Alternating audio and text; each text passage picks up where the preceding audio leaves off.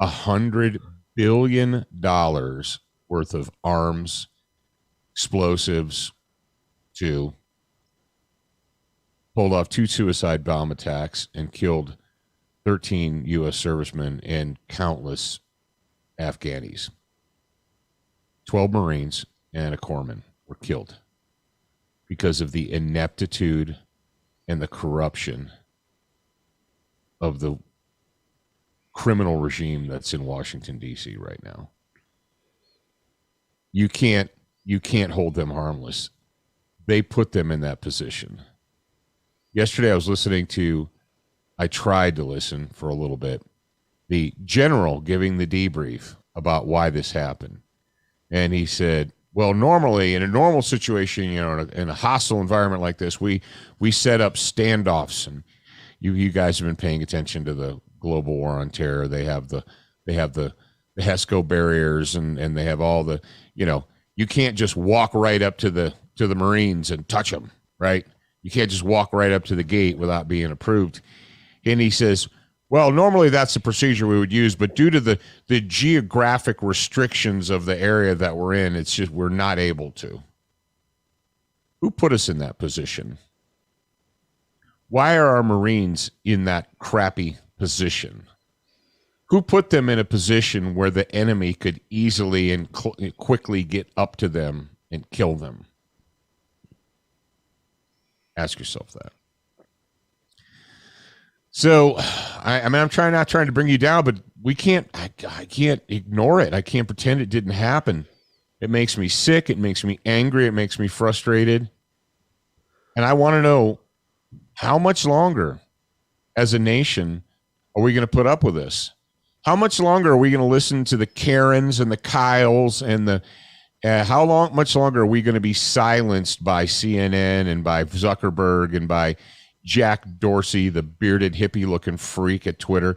How much longer are we going to allow ourselves, Americans, to be shut down and silenced and be shamed? I was thinking of something over my morning coffee and breakfast this morning, something about patriotism and about loving your country.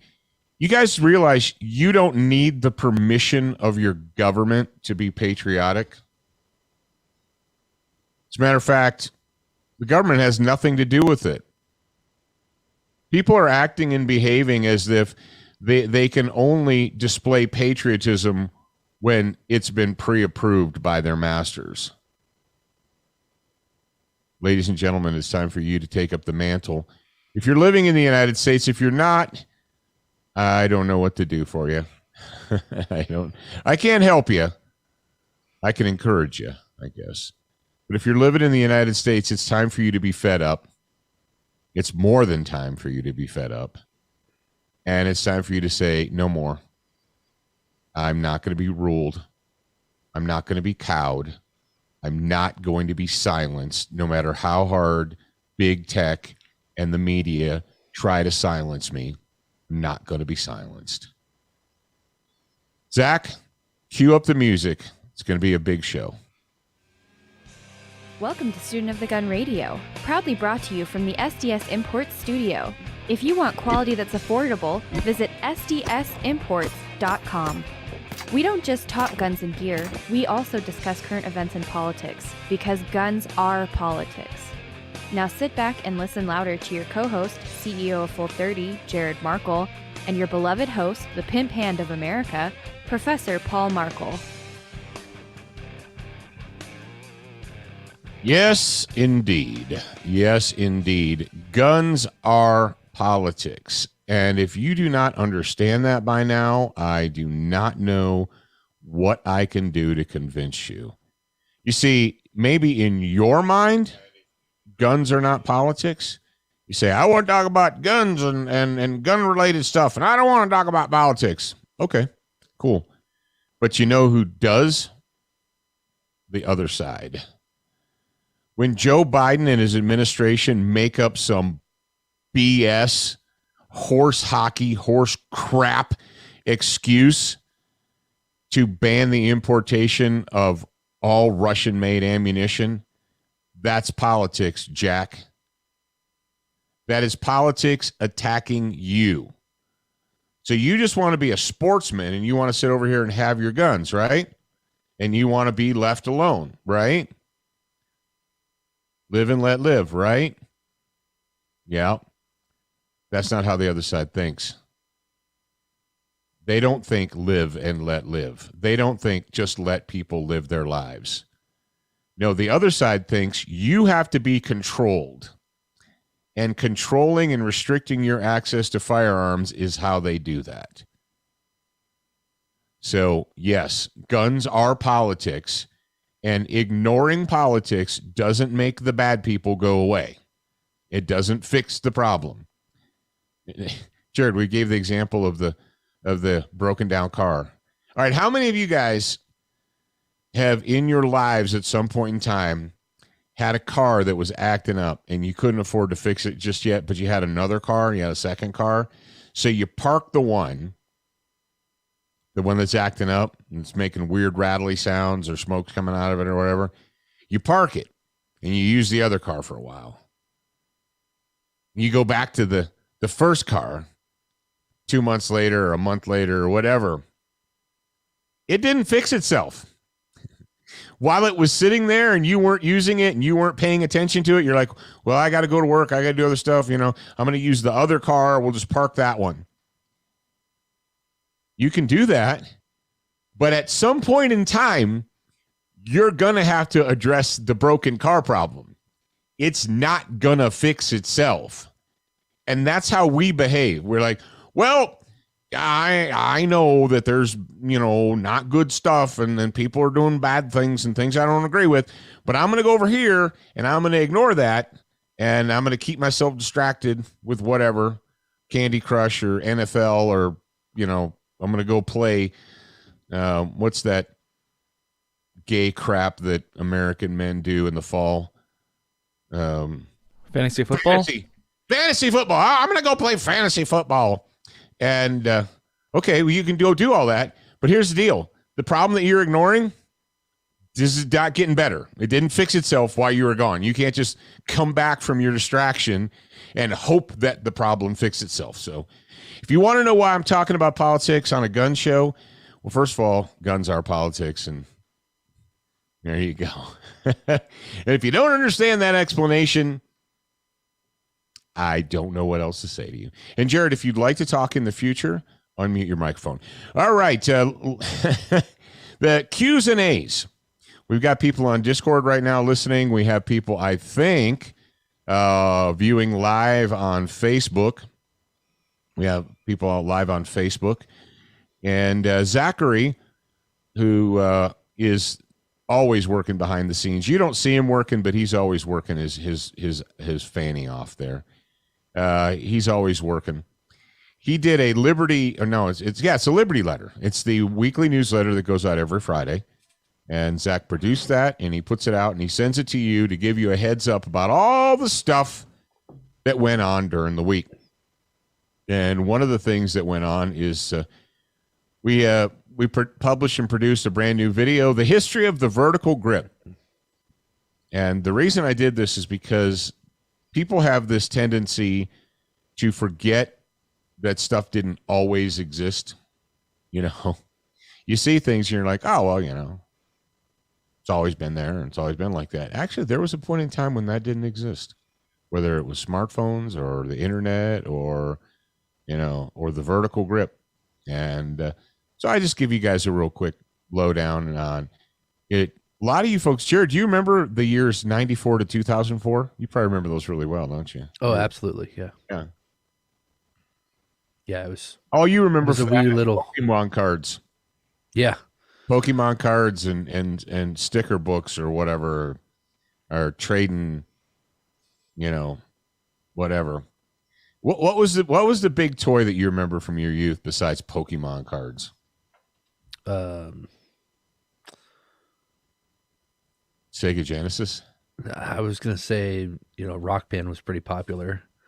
It's a video game toy. Like when you were 10, 11 years old. Scooters were the things. Oh, Razor scooters were new. Yeah, the Razor scooters, man. The death traps that they were. Remember the Chinese ones that were made out of like cast pot metal, and they would snap. They just snap, yeah.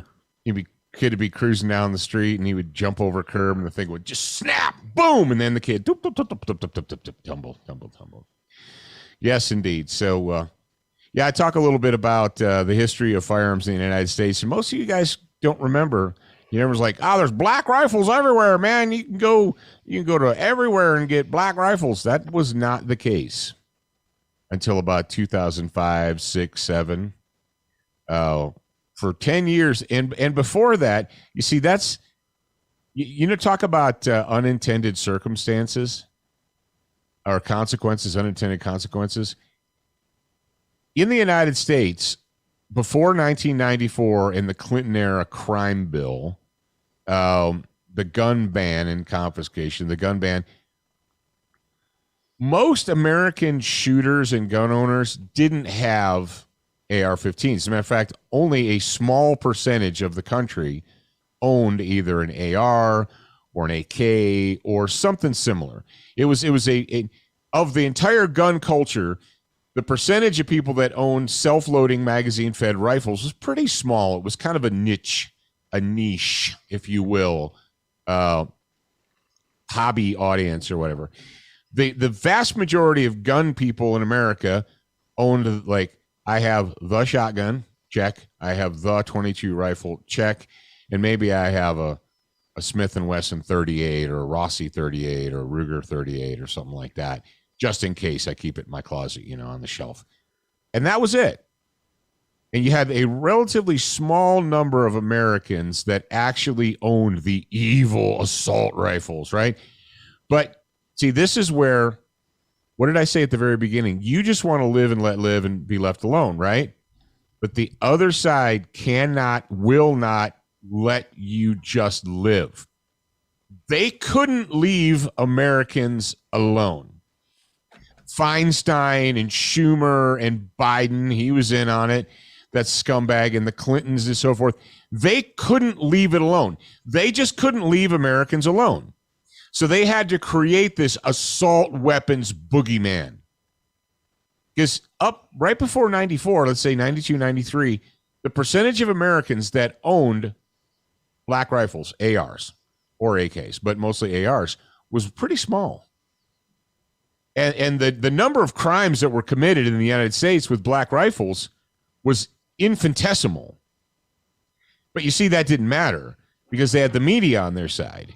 And so Feinstein and Schumer and Pelosi, they all went out and they're like, derp assault weapon, derp assault weapon, derp assault weapon. So what did the sycophant media do? They picked it up and they ran with it. And almost overnight, America was scared into this. Oh my gosh, did you know that Americans are allowed to own assault rifles? I didn't even know that. How did this happen? So what happened? So the FUDs and the moderates sold us out, and the liberals got their way.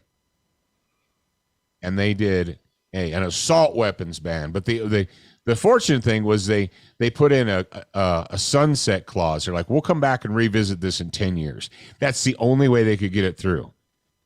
Because even the moderates and the FUDs are like, oh, let's try it out and see if it helps. Remember, kids, the worst or the number one school massacre in America that everyone likes to use as an example for gun control, the one in Colorado, where the two crap bags went in Columbine, right? I knew it started with a C. Everyone's like, yeah, gun control, because Columbine. That's why Clinton did it, because we needed, because America was shocked and horrified by Columbine, and Clinton stepped up to the plate, and he's like, no more. A dummy. Columbine happened in 99. 5 years into the assault weapons ban. What? Are you serious, Paul? Yeah. I know most of you don't remember that because it's been 22 years now. Yeah. All of the guns used in the Columbine murders were approved under the assault weapons ban list. What? You mean the assault weapons ban didn't stop? We didn't have before. All right, I want you smart people in my audience to give me one mass murder, mass killing that went on in an American school before Columbine. Go.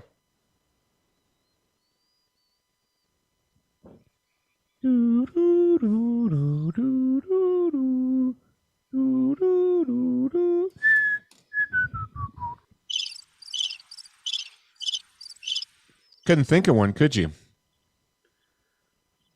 Yeah, I actually couldn't think of one. I mean, there had to have been one, but I can't think of one.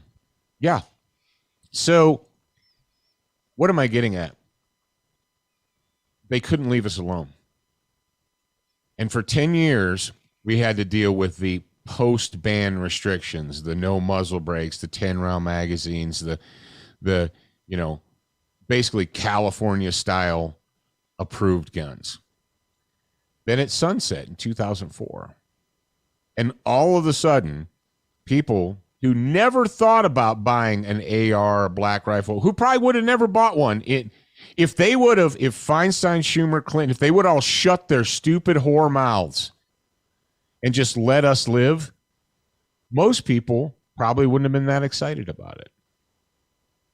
But you see, this is how Americans are. When you tell Americans, I don't know, well, maybe not inner city, New York City, Chicago City dwelling slaves, but actual Americans. When you tell actual Americans they can't have something, they start thinking, why not? Maybe I do want that. You said I can't have it because it's special, dangerous. Why not? Who are you to tell me I can't have that? You know, I never wanted one until now. That's kind of how I am. Like, I didn't. There's some things that 5-6 years ago when they came out with the 80% lowers. When they came out with 80% lowers like 10 years ago or so, I was like, whatever. I'm not really that excited. I didn't actually want one until they started carping about how people shouldn't be allowed to own them. I'm like, oh, well, if that's the case, I actually need to buy two now. If Feinstein thinks I shouldn't be allowed to have one, well, I probably should buy two.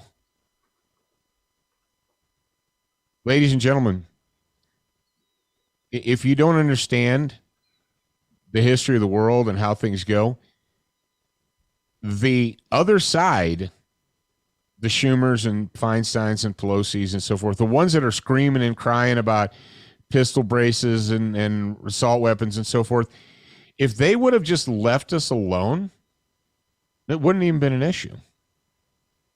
But now, thanks to their meddling, actually more Americans own black rifles, more Americans own ARs today than in the history of our nation. Hands down. So think about that. Think about that. All right, we've got for you guys, Kent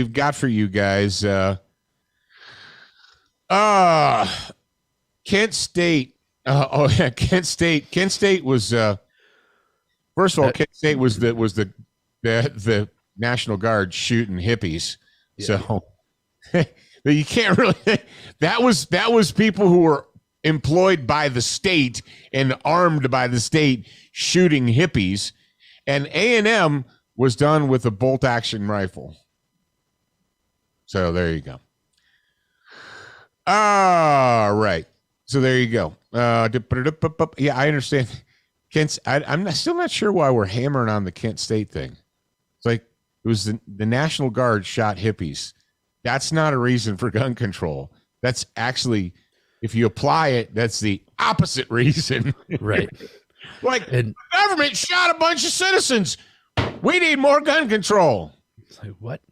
You what now? Ryan said there was a school bombing in like 1910, but it wasn't actually a school shooting.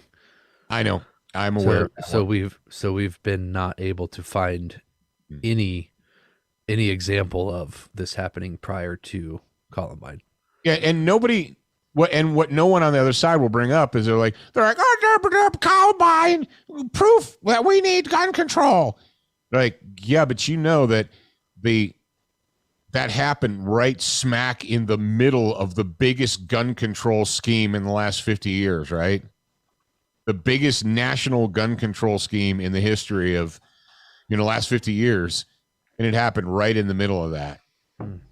You're like, so you mean it didn't work? And nobody in the media has the courage to raise their hand and say, yeah, we had like full on gun control assault weapons ban, and that happened anyway. So, well, what we do know is that the ban there was a study done on the ban, and it was that they could not draw a direct correlation of the gun control, the assault weapons, quote unquote, ban to lower crime. Oh. Somebody wrote a whole entire book about it where it's called Examining the Armed Citizen by a genius named Paul Markle. All right, moving on. Duracoat firearm finish of the week. Let's talk about a gun. Let's talk about GATs.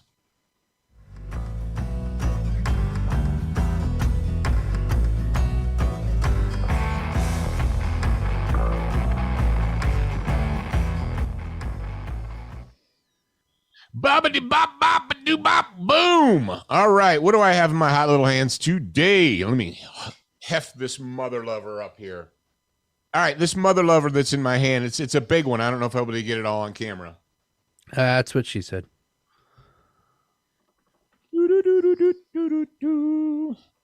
All right, so this is it's a Tactical Rifles M24 replica. What is an M24? An M24, well, at least up until recently, was the official bolt-action sniper rifle of the U.S. Army. This has a Manners stock. It's a surgeon action. It has a really nice trigger in it. It has a detachable magazine floor plate. It's got a loophole scope on top. And it has an adapter up front so I can put a quiet can on it. And the Duracoat finish that has been applied to this gun is the Desert Digital Pattern. Can you do a slow pass on the camera? I can try. So I can enjoy the view. Yeah, there we go. Did you do that job? No, they did this in the shop before they sent it to me. Buddy. Yeah. So, and then the barrel is just desert brown, coyote brown. Yeah, somebody asked the other day, I was wearing the Marpat Desert Digitals, and they're like, what kind of camouflage is that? And I was like, it's this new one called Marpat Desert Digital. It's been around for only 20 years or so. It's like, seriously? It must have been new. Yeah, they're like, what was it?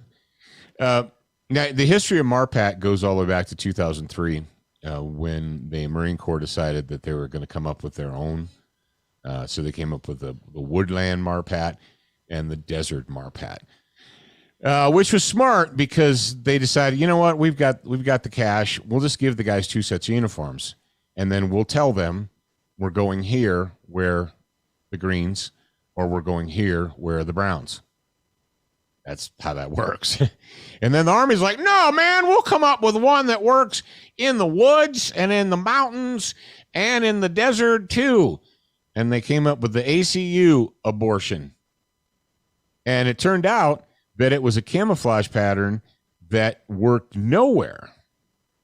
It didn't work in the desert, and it didn't work in the woods. I had a buddy who was a SF, and he goes, man, when they issued us that crap, he said, you're like ghosts walking through the forest.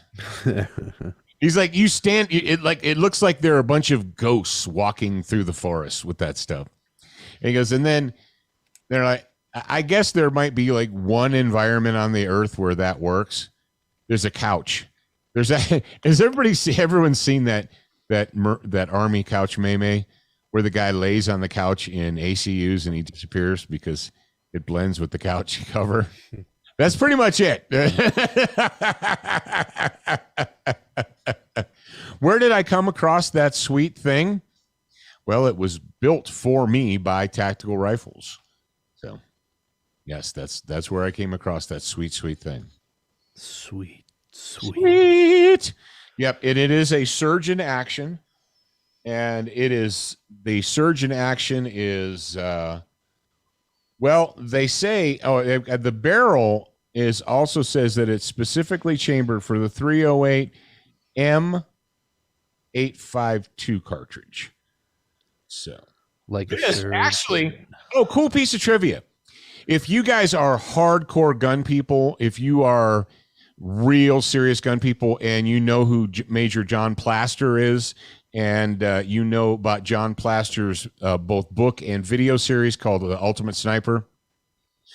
Well, Ultimate Sniper 3 was a video series, and it featured Steve Reichert, the Marine, who has a long-distance kill with a 50 BMG, Jim Gilliland, who has the longest kill with a 308, and I think Rob Furlow, the Canadian guy who had the longest kill with a 338 Lapua.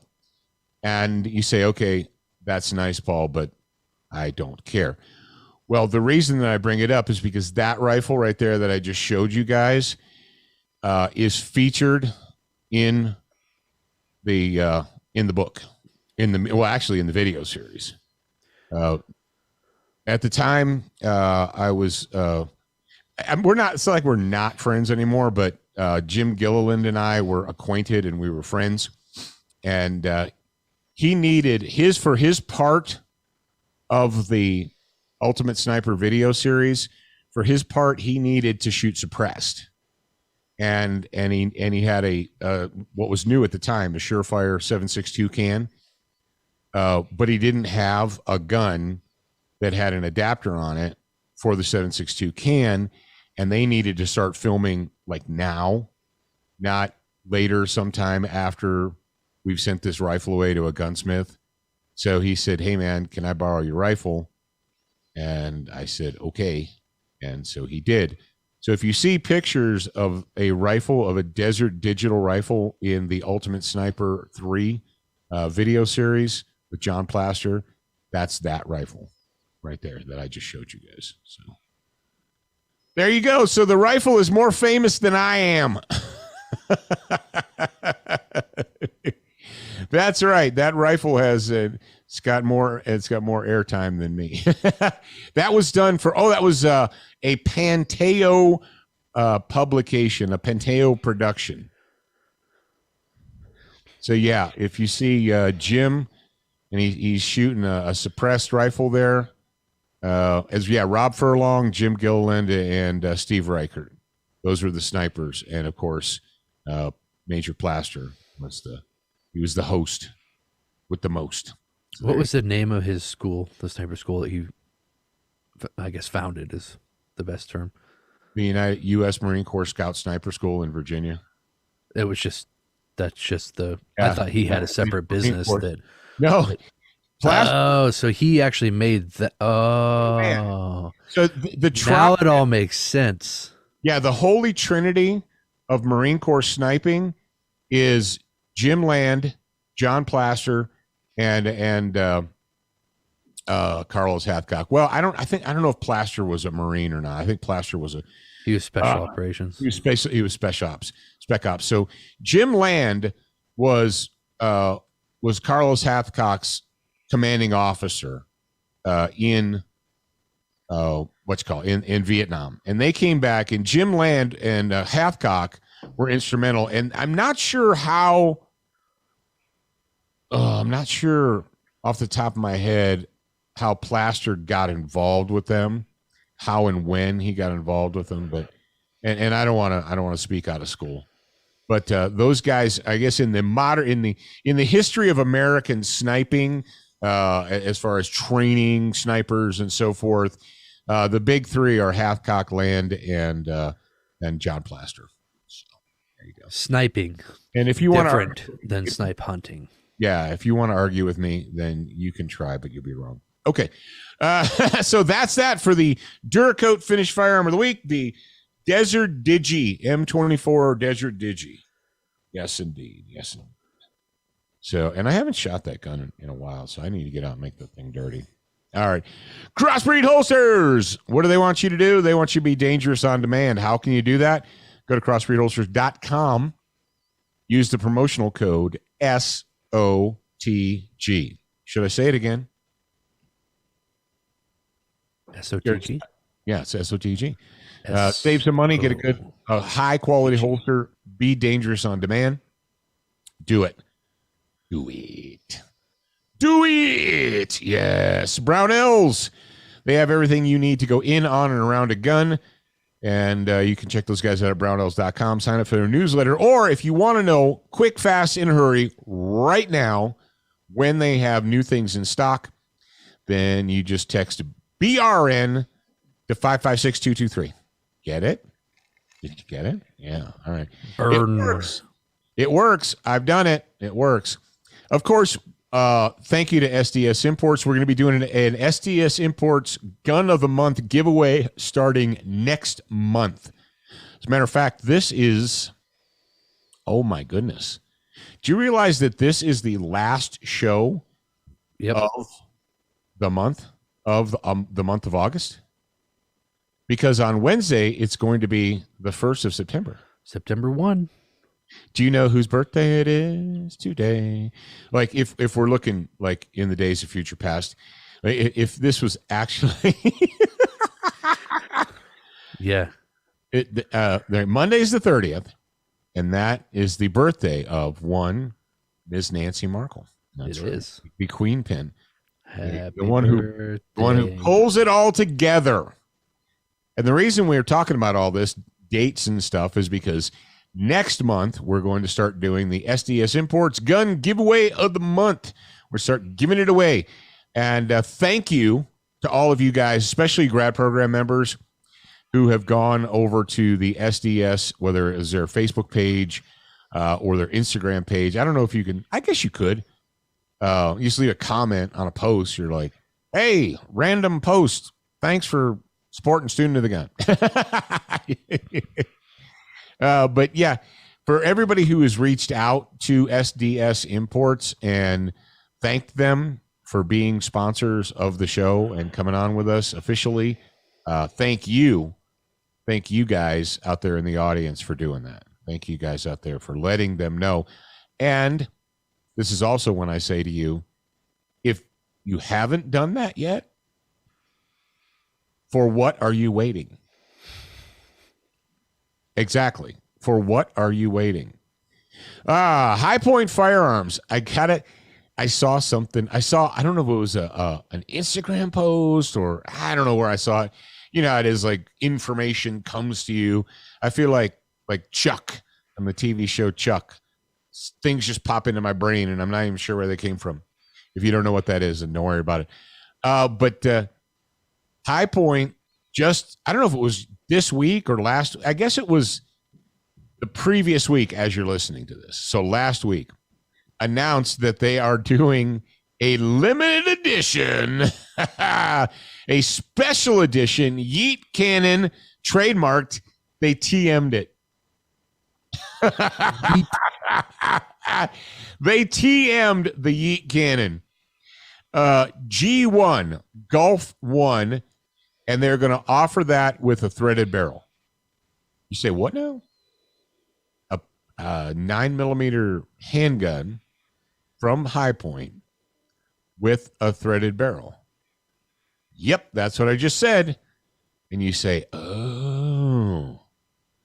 Did the wheels just start clicking in your brain? You're like, tick, tick, tick, tick, tick, tick, tick, tick, tick, tick, tick, tick, ding. You know that the High Point is unique in handguns because it has the barrel is affixed to the frame, to the receiver, and the slide just goes back and forth on it, right? You know how that works? You're like, well, yeah, all guns are like that. No. Most modern guns have a free-floating barrel that actually tilts and tips when the gun, when it's cycling, like a Glock does that and so on and so forth. The High Point doesn't. So for those who know why that's an important thing, awesome. And if you don't know why that's an important thing, well, just learn or ask someone who's smarter than you. Learn. You can learn, yeah. And also in case you haven't been paying attention, they also offered their very famous model 995 carbine with a threaded barrel too. Oh yeah. Yep. And it's half by 28. So it's a half by 28 right hand American twist. So if that's something you're into, check them out at highpointfirearms.com. And if you're not, then don't. I don't care.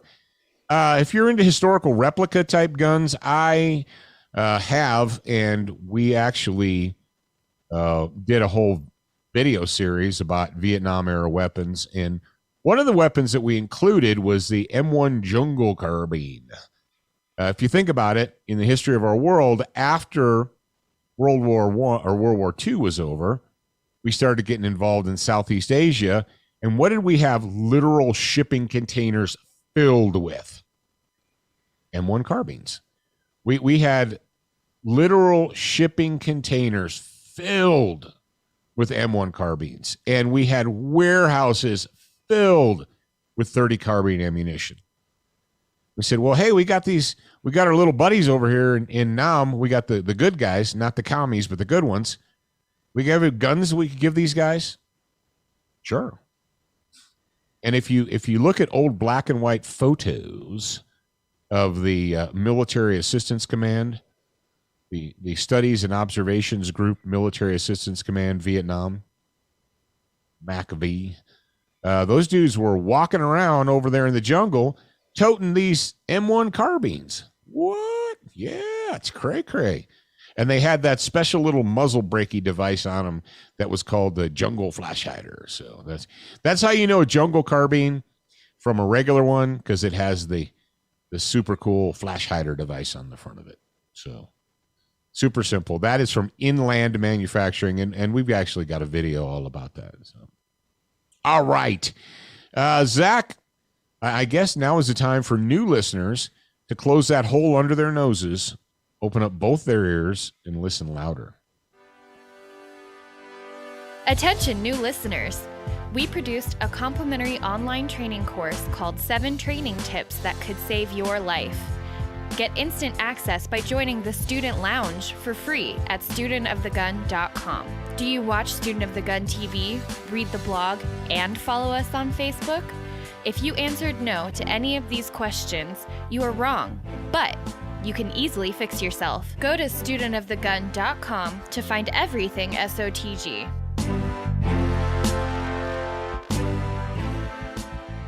Bum, bum, bum, ba-da-da, ba-da-da, ba-da-dum, ba-bam. Hey, boys, administratively, when you guys mute your microphones, are you muting them on Zoom? Yes. Okay, because when I hit the mute button just now, you don't see it on my little screen, do you? No. Oh, okay. I just don't have one of those on this device that I have. Oh, you don't have a super cool roadie board like I do. This is it's a roadie board. I should brush camo this. You should. No, you should not do that. I think that's a great idea. Then I'll never know what's going on. Hey, let's get serious. Let's get back to business here. Okay, get back to business here. So, main topic of the day. How do we maintain mental health during a crisis? You're like, well, when a crisis comes up, I'll let you know. No, we're in one now. We are in one now. So frustration, anger, feelings of helplessness. And you boys can jump in here at any time. But I'm just going to tell you what I do. And then you can decide whether you think it's a good idea or bad idea, or you can just venture forth and fornicate yourself if you don't like it. I don't care. Just going to tell you. One of the things that I do deliberately to get my head out of the crap that's going on around in the world is I read. Now, I don't read a lot of fiction because I almost said I wrote it. I don't read a lot of fiction. I read historical and educational books. Now, I have read fiction such as the Iliad and the Odyssey and, stuff like that. But yeah, I read a lot. Matter of fact, I don't have it. Aha! Hang on. Go, go, go. I knew it was somewhere in my office. So I just, we've actually talked a lot about leadership here, and I just bought this book. It's not a new book; it's been out for a while. It's by General Hal Moore, Lieutenant General. It says he's a lieutenant general, but he's actually only got 2 stars in his pictures. That would make him a major general, but whatever. Lieutenant General Hal Moore, U.S. Army, retired. Hal Moore on leadership, winning when outgunned and outmanned. If you don't know who Hal Moore is, you are not very well versed in American military history or the history. Why do they call him Hal Moore? Well, Hal is short for Harold. Oh, okay. You know that, right? No, I've actually never. I don't know. Oh. I don't know anybody named Harold, so didn't know people called him Hal. Yeah, Harold is not a name that is given to children now in the modern era, but in fact was. Yeah, I've known one Harold my entire life, and he had a potbelly pig. Yep. So Hal Moore is he was the guy that Mel Gibson portrayed in the movie We Were Soldiers. And the movie We Were Soldiers, for those of you who don't know, was based upon the book by Hal Moore and Joe Galloway called We Were Soldiers Once and Young. And Joe Galloway and Hal Moore collaborated and wrote that book. And the main reason, actually the inspiration for me to buy this book finally, I knew that it existed. We lost Hal Moore a few years ago, and Joe Galloway just died here this last week. So I decided I needed, it was about time for me to pick up this book. So I picked up this book. I have not read one word of it yet. I did read We Were Soldiers Once and Young, cover to cover, front to back. And for those of you who watched the movie and said, I don't need to read the books, I watched the movie. There's way more in the book than is in the movie. Okay. So there you go. That's how most movies are. We Were Soldiers was a fantastic book. You should all read it. And so there's no reason for me to believe that this is not going to be an excellent book. This is when everyone says, crap, I better buy one now. But the good news is this is not out of print like a lot of the books that we recommend here. So reading is one of the things that I do to maintain my mental health and sanity. Music. I like music. You say, well, everybody likes music. Not really. I think to some people, music is just background noise that exists. Like I'll give you a great example. Your mom doesn't like music. She does. I mean, she'll say, oh, whatever. But it's not that important to her. Like to me, it's important to have music and I get involved in it. And that's the separation between your mom and I, because I'll say something about this artist or musician or album or whatever, and she's like, I remember that. Yeah, 1983 when they came out with that. I remember that. She's making fun, mocking me. She mocks me. I'm like, okay, well, whatever. And I say, we're basically the same age. Okay, you were alive when that came out. You knew. He's like, whatever. And then she'll say something like, what was she listening to at the time? Something totally gay. I can't remember, like ABBA or something. I don't know. You have to ask her what her musical thing is. George Strait or something like that. Did George Strait sing that? And I'm like, no. Then I don't know. Even though, the irony of this whole conversation, Jared. What did your mom do? What was one of her jobs at the roller skating rink when she was a teenager? She was DJing. She was a DJ. But she liked to play the music. She didn't like to know about it. Well, when you have that kind of a DJ job, your job is to play whatever the top 40 is. Mm-hmm. Whatever the top 40 songs are at that moment in time, that's what you play. Yeah. And it I'm probably kind of wasn't Iron Maiden. I'm kind of a mixture between you two, where I don't know, like with the way music works nowadays, you don't like buy an album physically and you don't know like what side of the tape music was on, and it's even more difficult to remember the artist and the name of the song and the year that it came out and whatnot. But I do like I have an emotional attachment to music, but not quite to the level that you do. Yeah, well, and that is a very good point. When I was growing up, when you bought an album, it was a physical item.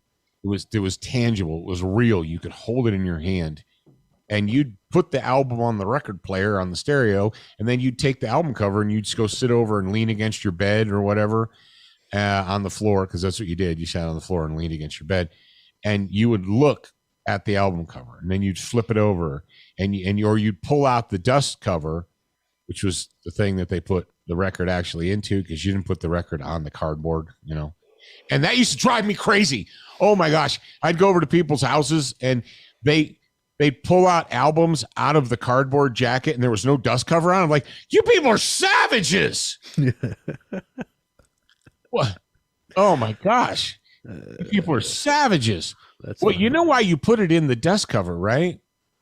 So that when you pick up the album, it just doesn't roll out onto the floor. To keep the dust off of it. You put it in the dust jacket and you put the opening on the top and then you slide it in. So when you pick it up, it just doesn't like slide out and roll onto the floor. Oh my Lord, savages. But most albums when the dust cover, because they were easy to print, right? You'd pull that out and it would have the lyrics or pictures of the band or some kind of funky painting with all these little tiny hidden images and stuff like that. But it kept you mentally stimulated. And that's how I learned the lyrics to a lot of songs, was by reading them. Because you listen to it and you're like, blinded by the light, wrapped up like a douche, and I don't know. You're like, wrapped up like a douche? Why would I be wrapped up like a douche in something in the night? And everybody my age, you guys get it. You're all, don't drive off the road. Don't drive off the road. And young people are like, I don't know. It's like we have lyrics on the iPhone while the music's playing, so like we know what they're saying. You just turn on the magic lyric thing and you just read along with it. But we actually had to listen to the songs and try and figure it out in our own heads, and then we would sing the songs wrong. They didn't send, like, with the albums, they didn't have lyrical sheets. Well, sometimes they would and sometimes they wouldn't. Because I know when I was growing up with... would have it. Sometimes... Yeah. When I was growing up with, like, CDs, they always had the lyrics in there and the little booklet that came in there. Yeah, that's something that the record companies tried to do with CDs to keep people interested in them, was they would put all these little mini fact booklets in them. Because CDs actually, compared to records, CDs had a relatively short lifespan. But before people got bored with them and started, they went to direct download and stuff like that. So music, that's one of the things that keeps me sane, is listening to music and playing music on my guitar. Yeah, you're getting pretty good at it now. Well, thank you. Thank you very much for saying so. Yeah. And tuning my guitar, and I got a new amp. I got a Roland amp. It's right back there. See it? You can actually see it right over my shoulder. The white one. Yeah. Well, you can see my axe, and then right next to the axe is the amp. So yeah, I got it. It's not a new amp; it's a used one, but whatever. It works. It makes noise. I'll give you. I'm going to tell you a secret. So I'm in this studio. The studio is not that big, so when I turn the amp on, it gets loud in here. Yeah, it does. It gets loud in here. So what I do is I actually have the stage headphones now, or the plugs, like you see rock stars wear on stage. They have the plugs with the cord around the back of their neck so that they don't blow their eardrums out. So I actually will put those in, turn on the amp, and go to town. You're like, come on, really? Yeah, for real. Actually, they're the Surefire Sonic Defenders with the rubber plugs. The Sonic Defenders, you can take the plug out or you can put the plug in. If you leave the plug out, you still get hearing protection, but it's not as deafening. If you put the plug in, it kind of shuts off all sound. All right, so moving on. Gardening. Yeah, I know it's a little late right now, but I guess depending on where you live, you can always garden. You can always put seeds I got you, Zach, in a pot and grow them. We're tending. Guess what your mom just did? Abuela. Guess what Abuela Nancy just did? Zach, can you hear me, brother? Peppers. What? Well, it's something with peppers. Abuela. Chili. Salsa. No. Salsa. Abuela Nancy. She just took tomatoes from our garden and chopped them up and diced them, and she took peppers. Actually peppers that she had canned last year. We've got some of those red curly Texas chilies. You know, the ones that kind of curlicue around like a J. She cut up those into little tiny pieces, and she put it on the stove and she roasted it and she cooked it up, and now we have homemade salsa. Salsa. So yeah, she did that yesterday. The house smelled great while she was cooking that salsa yesterday. So gardening is something that we do. Our tomatoes are coming in now. The peppers are starting to come in. Cucumbers they flowered, but they just got little tiny itty bitty little pickle-like looking size ones on them. Stuff like that. So gardening is something you can do. And then the last thing that I do to maintain my mental sanity is physical training. And I don't mean just shooting and stuff. I mean actual physical fitness training.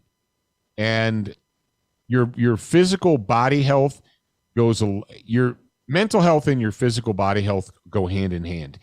If you have an out of shape, lethargic, overweight body, your brain is not going to be functioning properly. You're going to feel depressed. You're going to feel anxious. You're going to feel anxiety. You're not going to be motivated. You're going to have to a lot of people rely heavily upon caffeine to get themselves motivated because Guys, they go hand in hand. The better your body feels and the stronger your body is, the better your brain is going to function. It is a fact. It cannot be denied. And if you are feeling mentally stressed, if you are feeling angry, if you are feeling frustrated and you don't want to feel that way, you need to get your funky rear end into the gym and you need to start sweating and you need to make your body stronger. Am I missing anything on that, Jared? One of the things that helps me is I spend time with people that have different backgrounds than I do.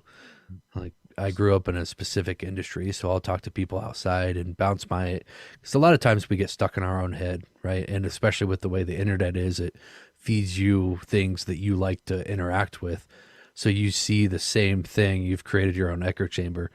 And so what I like to do is get outside of that echo chamber, and just talk with people. And then one of the things that's difficult is building a group of people. Like we've seen it with just what we talk about with the Patriot Fire Team.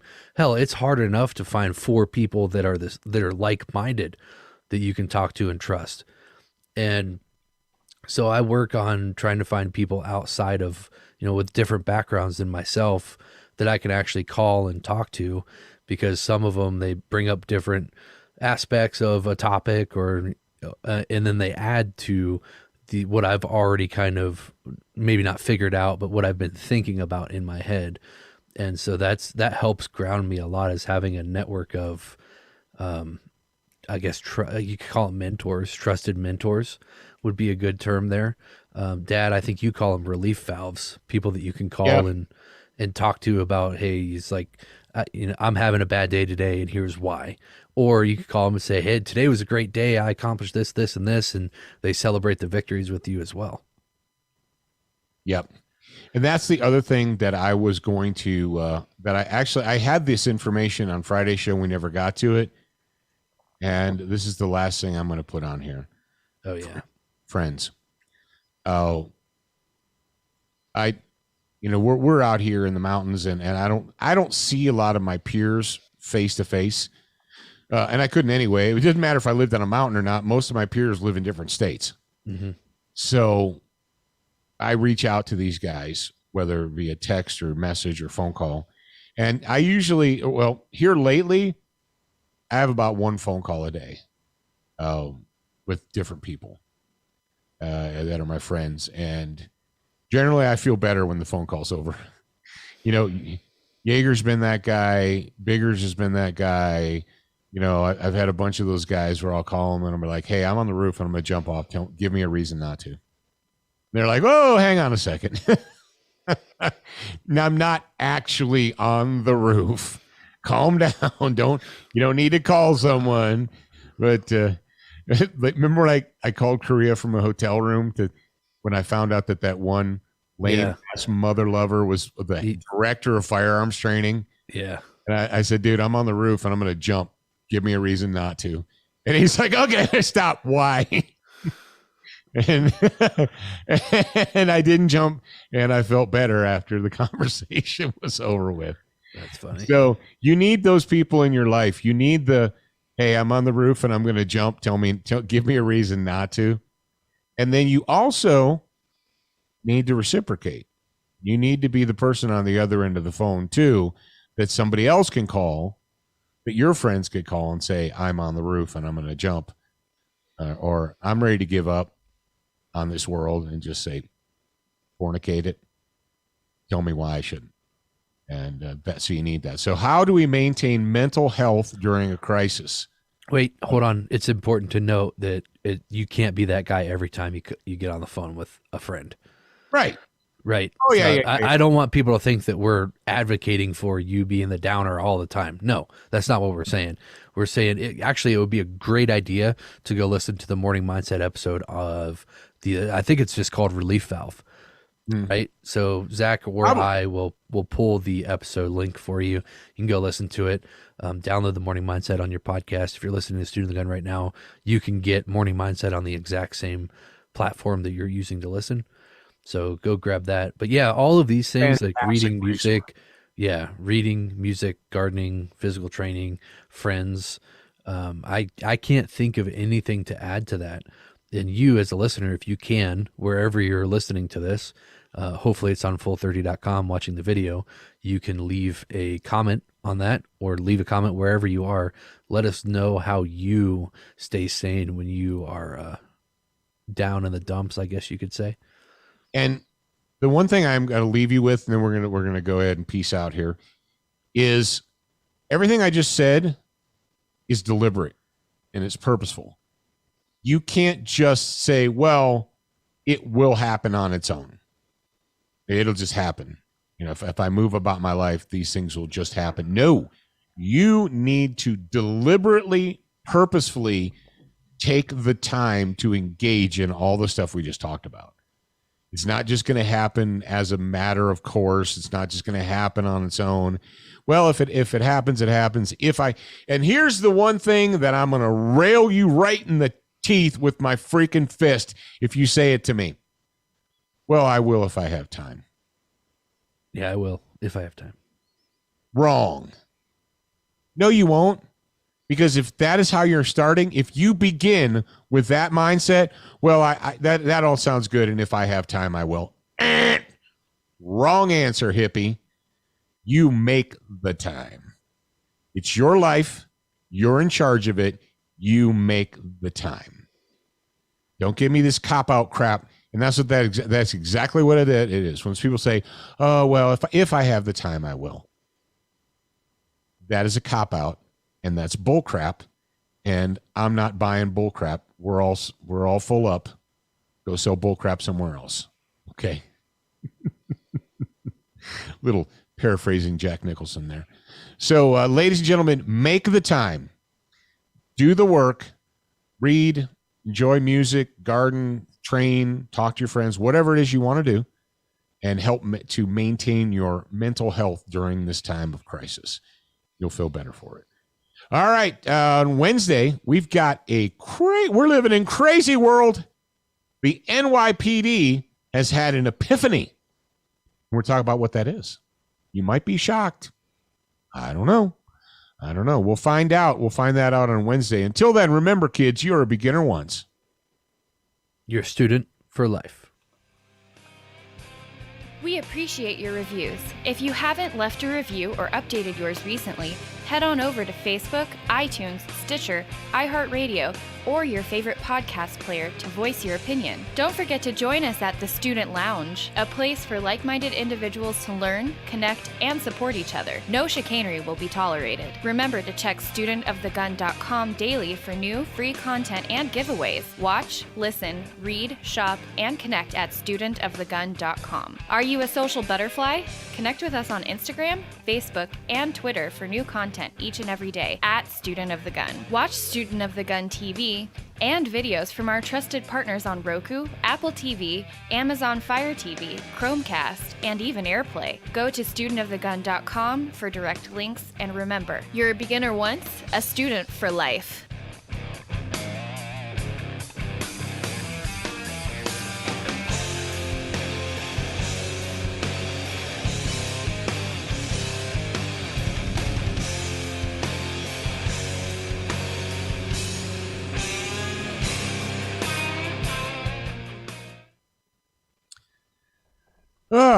All right. I just That was that Back episode. in 10 minutes.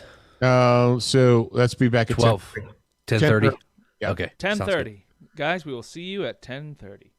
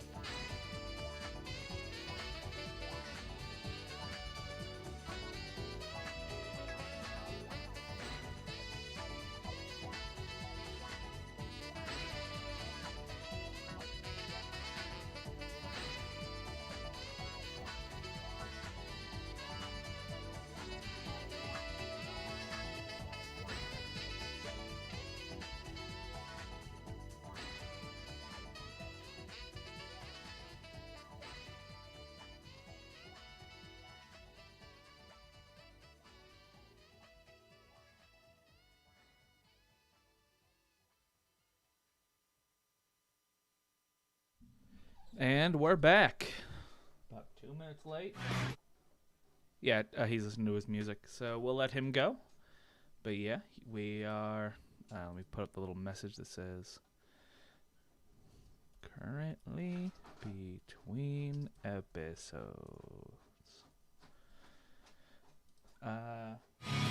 Not quite yet. He's still doing his thing. I suppose currently wrong. Currently. Does currently have 2 R's in it? Currently. Yeah, it does. Okay. I was looking at that word and I was like, that doesn't look right. Okay, good. He's got his music off. Hello, ass. Howdy. We don't want the stream to get destroyed. Alrighty.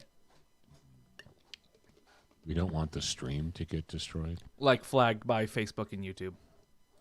Yeah, but they can't hear me. Yeah, they can. I thought when you had the music going that my microphone was muted. Correct. But then I come back and I'm like, okay, cool. And then I put yours up a little bit and I hear trademark music. Then I put it back down. And I basically wait for you to stop bobbing your head. I'm like, okay, the music's probably off. And I turn you back up. And then you were good. Any hoosers. Gosh. What? No, it's just... So, you remember when we were in 4-H? I do remember that. That was And we had the 4-H kids all do the dominant eye test at the very beginning. Yeah, the thing with the triangle and the nose and all that. Yeah, yeah. Or you can have some, or you could give them a paper towel tube and just tell them to pick it up. What you do is you don't tell them what to do. Well, you don't tell them how to do it. You put the paper towel tube or the toilet paper tube on the table, and you say, pick that up and look through it like a telescope or like a pirate looking through a scope, right? Yeah.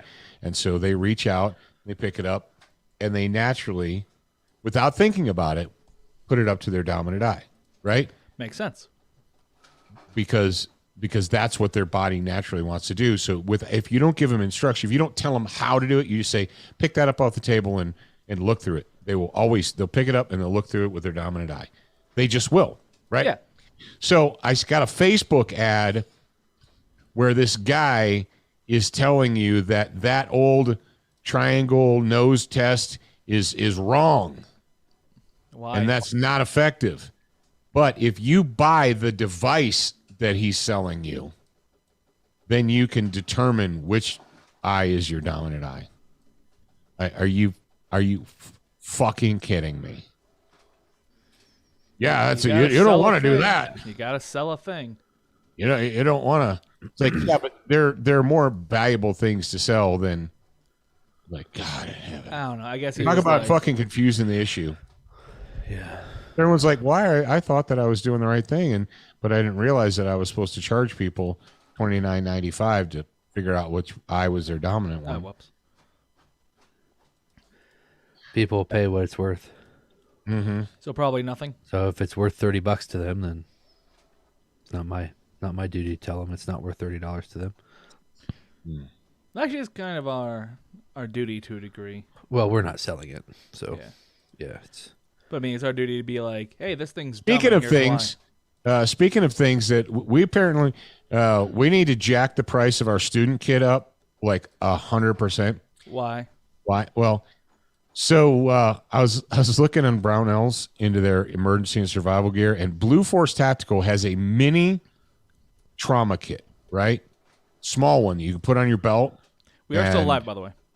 Yeah. Okay. What do you live people think about us jacking the kit price? You better go buy it before we do jack the price. Jacking it up to $105. I've been talking about doing that shit for months. In that mini kit, Glad you had that idea. They have I don't know. hemostatic gauze, gloves. Well, that's the problem right there. No. Keep on. I know. Hemostatic gloves, gauze, a rapid tourniquet, right? Oh, no kidding. And something else, right? No, they call it a rapid or a quick tourniquet, right? It's a fucking TK4. Oh, okay. Yeah. They're charging $105 for gauze, TK4, fucking gloves. Oh, and a nylon carrying kit.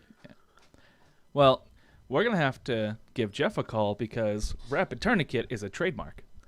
And Okay, well, in addition to that, hemostatic gauze is insanely expensive. well, okay, but if It's you're like buying it in $25 dealer price. right, for yeah, like but a if you little buy tiny it bulk, you'll probably get it for like $15 a piece. But the point is I looked at that because I thought, oh, they're selling trauma kits. Cool. Let me take a close look at it. And I was like, wow, well, what does this thing have in it for $105? It must have a lot of shit in it, right? Nope. It has 4 items. It has 4 items and a nylon pouch for $105. And the fucking tourniquet is a fucking TK4. Is it a nice nylon pouch at least? Well, yeah, I mean, it's brown. And it fits on your belt. Because when I think nice, I think the color brown. It has large gloves, a Tourney Quick. It's called the Tourney Quick. Tourney Quick Compression Tourniquet. It's a fucking TK4. I'm pretty sure that's what Tourney Quick stands for, because it's spelled like KWIK. Yeah. Well, where's the 4 come from? It's number 4. Who cares? TK421. Why aren't you at your post? It has. So are we on agreement now that it's a good idea? It has tape. No, Question mark. we are not. This is not a democracy, so. We're gonna Oh wait, yes, it is. It is. I vote yes. Fuckers. I vote yes. So, all right, Dad, what's your vote? Dad, what's your vote? I don't know.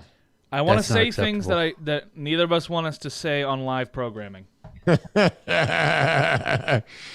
right, I'm just going to say this. As somebody who's been doing this and in this fucking business at least as long as all these other fucking Johnny-come-lately fucking charlatans, I know what shit should cost, and it fucking insults me when motherfuckers steal from people like that. And you're like, oh, no, man, that charge whatever you want. Like, okay, all right, fine. Listen up, bitches out there in the audience. You need to get your medical gear. Actually, it's always a good idea to have a little bit more than you think you need on you. Because remember last year when we were trying to order tourniquets and they were all fucking out of stock everywhere? It wasn't tourniquets. It was gloves and it was gloves, gauze, and something else. It was gloves and gloves. It was the little wipies, and then we had some problem getting gauze. No, there was a tourniquet issue too, because I remember going online trying to get them, and I'm like, what the fuck is going on? Why can't I didn't have? Why any are they problem. all out of stock? I didn't have any problems getting tourniquets. Oh, because they're in my warehouse. because they're in your warehouse. Yeah, that's right. So, and we've been stocked on TK4s for a while. We bought them in bulk. TK421. Why aren't you at your post? Exactly. Pocket. Hey, how come there are no reviews of the Bobcat yet, dickheads? Lifesaver. You can't say that. By the way, Nancy Stevens says hello. Hello, Hi, Nancy Stevens. Anyway, all that shit we were just talking, PocketLifesaver.com. Go. I'm going to drop a link in the show notes. Go there. What? That is funny. Why that not turn What's into funny? hyperlink? Up there it goes. All right. We need the information on the first gun. We That do. that is being given away. So what is that? I know. That's very funny, Dad. No, it was actually Dave said it was supposed to be that shotgun that he's supposed to send you. Okay. So So let me call him. Take us off. Well, you want to mute me? You can mute yourself. I'll just mute myself. but your phone's going to go through the panel. I think he didn't Mute his him cell phone. just in case. I can't. That's a you thing. You're the host. Oh, I can do that. Unless he's smart enough to not call through the Bluetooth. There we go. It's All fine. right. Already. Either way, we're good Fixed. now. All right. So Can you text me Dad's P.O. box, please? sure. Do.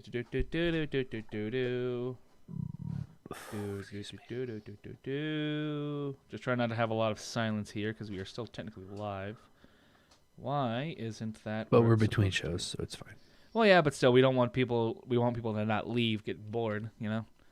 So, at the very least, it's noise. You guys like noise, right? I got an Xfinity Flex box. What about silence, though? Remember silence? You don't want silence when you're trying to watch something. Silence is good when you're not actively attempting to consume a digital product. Anyway, I got a Flexbox thing from when I signed up for my internet. Like, when I went to sign up online, they was like, "Do you want this?" And it's free. And I was like, "No, I don't want this." And then when I went to the store, they were like, "Here, take this." So I was like, "Okay, fine." And I got a text yesterday. It was like, "Hey, have you set it up yet? You should do that." So apparently I don't know what that is. It's basically their Roku box. Also, you muted Dad, and he can't talk now. It's basically their version of a Roku stick, where it's like a little box comes with a remote. There he is. Whose version of a Roku stick? Xfinity Flex. Oh, cool. They have a deal with some apps and some people to push that crap onto their customers. Mm. And I can't find Dad's address. My physical? What are you talking about? Yeah, your P.O. box. I thought it was in our chat log, but it's not. Maybe it's in Slack. All right. It's post office box. You want to tell that to the public? 5 plus 3. That's not very good code. And then it's 8 minus 5. And then the zip code. Yeah. Well, I mean, it's a post office box. I mean, if you want to like send hate mail to my post office box, I'll just throw it in the garbage. Okay. Oh. And the only people listening are the grad program members now. So if the grad program That's not true. That's not true at all. That's not even We're half live true. to the public. We're live everywhere. We never went unlive everywhere. Oh. In fact, we have 10 people listening in the public. All right. Well, whatever. Never mind. Exactly. But so are we ready to do the show? No. Okay. Do we still So need I that sent- information Do we first? have a? I sent Biggers a message. I called him. It Okay, went well, we voicemail. can't. We have to put that into this episode. So we're just not going to do the show, or what? Well, we need the information for the show. What's the Brownells bullet points for we today don't going to hold. be? We don't hold the whole damn show up for that. Okay, here's what we can do. Dad, I'm going to give you an assignment right now. We're going to record the show right now. And then when Dave calls you back between now and Wednesday, you're going to sit down at that microphone and you're going to give all the details, and then I'll insert it into the recording of Wednesday's show. Okay. How about that? Does that make everybody happy? Yep. Jared, does that make you happy? I didn't hear anything you just said. Oh, fuck you. It's I'm figured out, texting. and we're going to record the show now. Okay, cool. That's all that matters. As long as it goes into the show. Yes. It will be in the show when it goes public, like for real. All right. So, we still don't have a bonus bullet points, even though that's the first topic of the show. All right. We run a very tight ship here, people. We do. Very organized. I definitely. For the most part, I mean, it very much is. Yeah. Just things like radio show notes. Things like The reason we're that we doing. can do this is because everything else is so tight. Like I was thinking about the other day because I was talking to somebody, I was coaching them through how to start a podcast and all the stuff, and then how to edit videos and whatnot. And I'm like, holy crap, we really do have some great processes here. We are awesome. y'all like how he suddenly could hear me when he had a retort. Yeah, because I was not texting. You still looking at your phone though. I had All the right. message already written. All right. All right. So is everybody ready to start the show now? Yep. Nope. All right, Dad, go ahead and start us off in 3, 2. All right, ladies and gentlemen, I hope you enjoyed Monday's show. If you didn't listen to Monday's show yet, well, why not? You can. It's there. It's available to you as a member of the listening audience. As a human living here on planet Earth, it is available to you at no cost. So you're freaking welcome. That's right. Freaking welcome. Oh, man, today on the show, New York, the NYPD, you know, the ones that's like, hey, you shouldn't ought to, but you don't want to get shot. Don't stand on the sidewalk and you won't get shot. That's as easy as that, man. They had this is almost crazy. It's almost too crazy to believe, but we'll dive into it. There's a story from the New York Daily News that we will use as our source today. We got a Brownells bullet points for you, as always, brought to you by our good friends at Brownells. It's crazy. And then, of course, a Student of the Gun homeroom, once more brought to you by Crossbreed Holsters, and all the other goodness that is Student of the Gun Radio coming up in just a minute. Welcome to Student of the Gun Radio, proudly brought to you from the SDS Imports Studio. If you want quality that's affordable, visit sdsimports.com. We don't just talk guns and gear, we also discuss current events and politics, because guns are politics. Now sit back and listen louder to your co-host, CEO of Full 30, Jared Markle, and your beloved host, the pimp hand of America, Professor Paul Markle.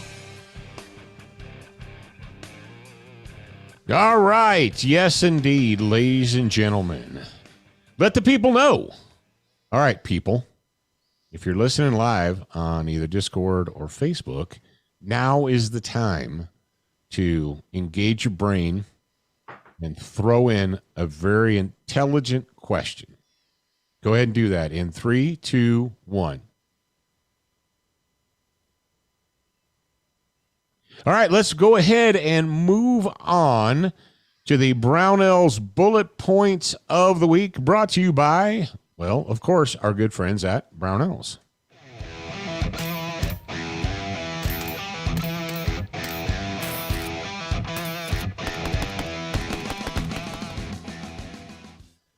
Bing, bang, boom. All right, before we went live, the boys and I was talking about medical gear. We're talking about traumatic medical kits. We're talking about how PocketLifesaver.com is the place for you to go to get, well, the most well thought out, greatest value in traumatic medical kits that you're going to find. I dare you to find a better deal or a more well thought out kit.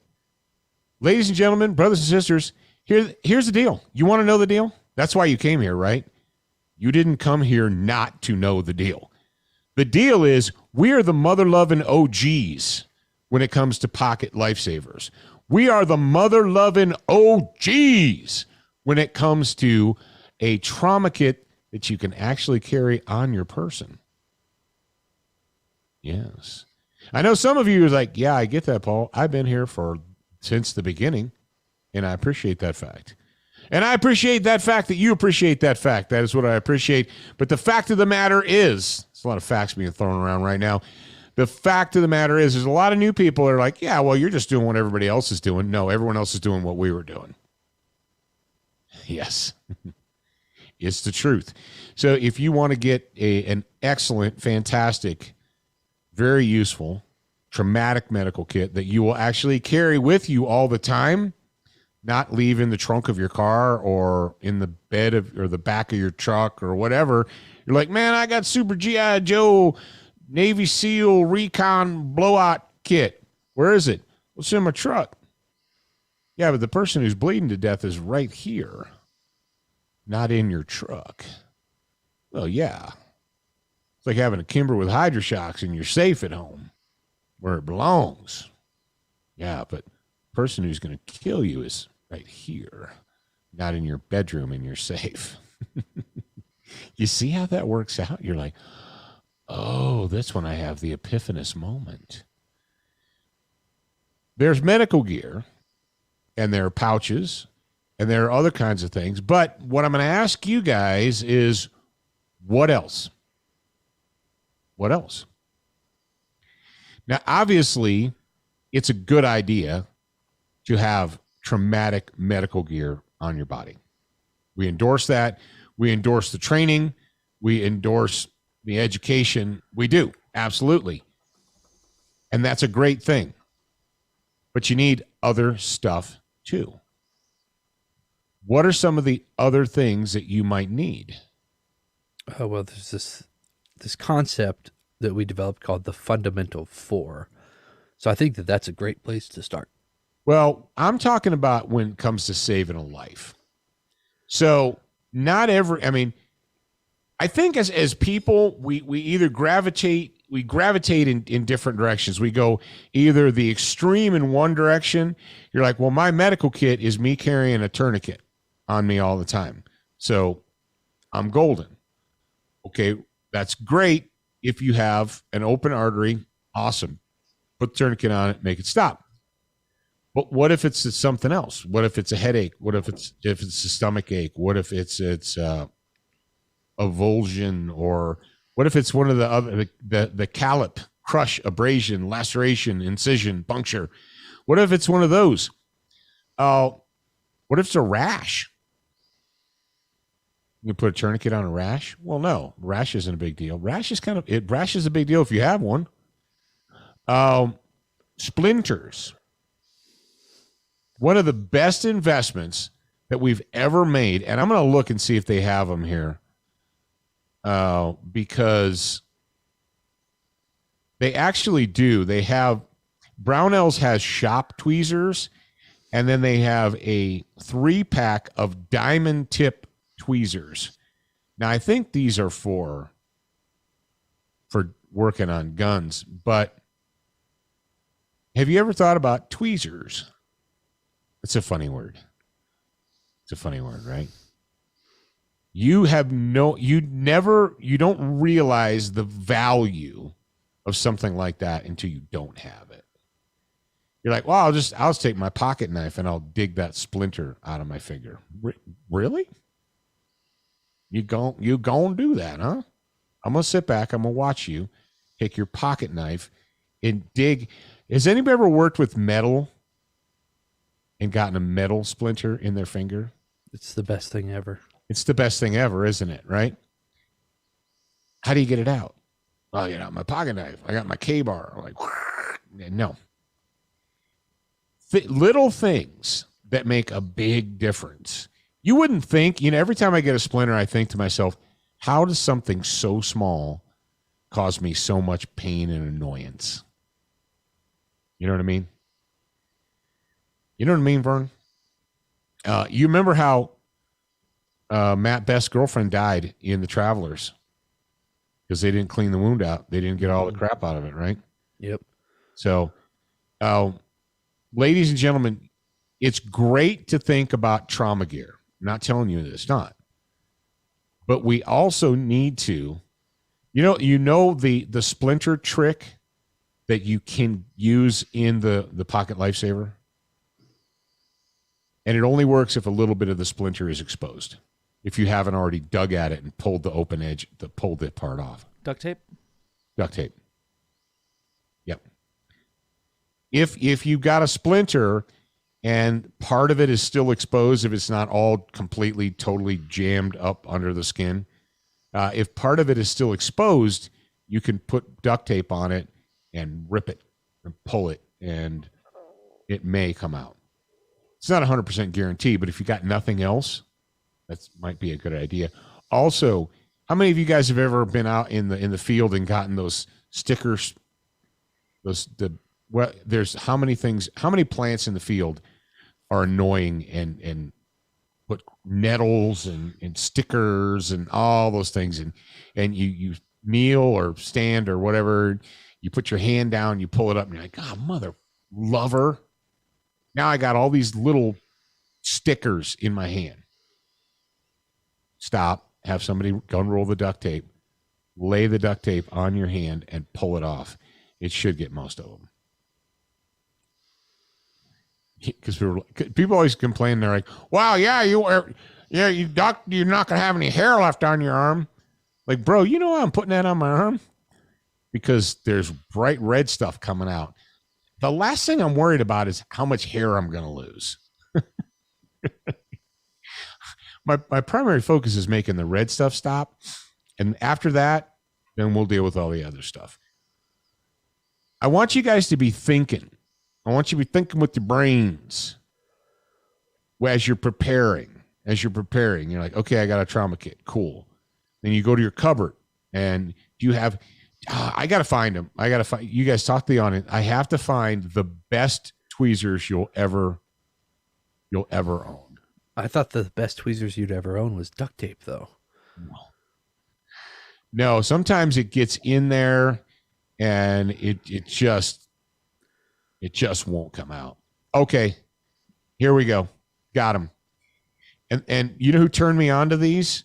It was it was actually Mitch, the Air Force pararescue guy.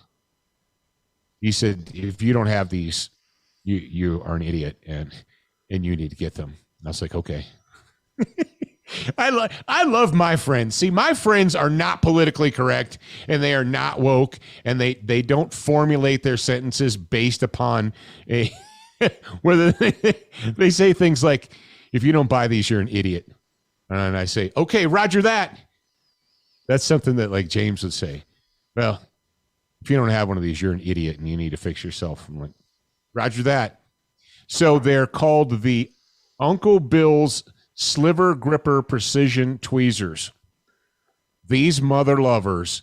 I'm going to go ahead and add that to my cart right now, because I ordered a 2-pack, and at some point in time, one of the 2-pack disappeared, and I have one left. Do you know how many pieces of metal and 2x4 and wood splinters and stuff I have either myself or had your mother remove with these tweezers? You say, oh, I've got one of those nail kits, you know, it's got clippers and a file and it has tweezers in it. The ones that were made, no. And I just gave you guys a cookie. I get a 3-pack for $15. Yep, you sure can. And I just threw it in my cart. Oh, you better buy it before this episode drops. I better check out before this episode drops. Yeah, you can get surgical tweezers if you want.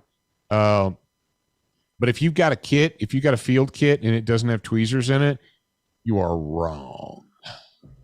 You're so wrong. You're like, oh, I'll get it out with a sewing needle or whatever. It's like and the other thing that you need, does Ready Man still have the foreign object kits, or are those all sold out? We're sold out and looking into getting more. Okay.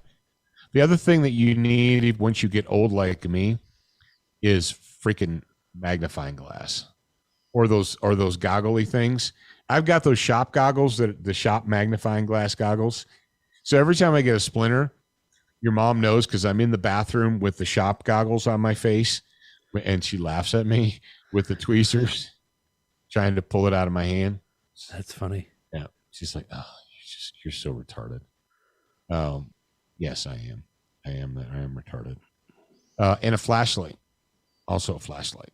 So, yes, indeed. Think about that. I want you guys to think about it like, okay, do you have ibuprofen? Do you have, Advil, Tylenol? Do you have Benadryl? Benadryl is so good for so many things, not just the sniffles. Okay, remember we talked about rashes earlier and allergic reactions? If you get you should have Benadryl in your field kit. I don't get hay fever. I don't care about that. I'm not talking about hay fever. I'm talking about brushing up against poison oak, poison ivy, nettles, whatever, anything that'll give your body an allergic reaction. First thing you do, first aid, right off the bat, bam, Benadryl. Hit it. I got a really bad case of poison ivy once, and I actually went to the doctor to get the medically prescribed cream, because the calamine lotion wasn't fucking. Oops, write that down. It wasn't cutting it, and I told the doc, I said, well, as soon as I got home, I took Benadryl, and then I called, and he's like, oh, you knew to do that? That was smart. I was like, Yeah, I'm not an idiot. Well, it's amazing when doctors like, oh, you need to do that without being told by a doctor. Yeah, it's amazing, huh? Oh, the number one over the counter, I'm going to give you guys for poison oak, ivy, sumac, whatever. It's a product called Zanfel, Zanfel. Calamine lotion, you're going to fart with that for freaking days, right? I think it's Zanfel. Yeah. Zanfel. What kind of soap? Fel's Naphtha. Fel's Naphtha. Is Zanfel a ingredient in Fel's Naphtha? No. Fel's Naphtha basically dries. The reason you use Fel's Naphtha soap on on poison ivy is because there's oil. It's the oil from the plant that gets on your skin that causes the irritation. And so the Fel's Naphtha dries it out. You wouldn't want to use it normally because it would dry your skin out like leather. You put it on it to dry out the freaking oil, to get the oil off of your skin. But let me tell you, you're going to go to the store or you're going to go to whatever, and you're going to see that the Zanfel is $39 or $35 or whatever. You're going to see that, and you're going to say, oh, but this bottle of calamine lotion is only $2, and I'm a cheap mofo. Here's the deal. If you had a bad case of poison ivy, and I said, give me $30 and I will make that go away, would you give me the $30 or say, nope, I'm just going to suffer? No, you'd give me the $30. Kids, this was like having my eyes open. I bought the Zanfel, and it looks to me like Zanfel also comes in small packets, like travel packets.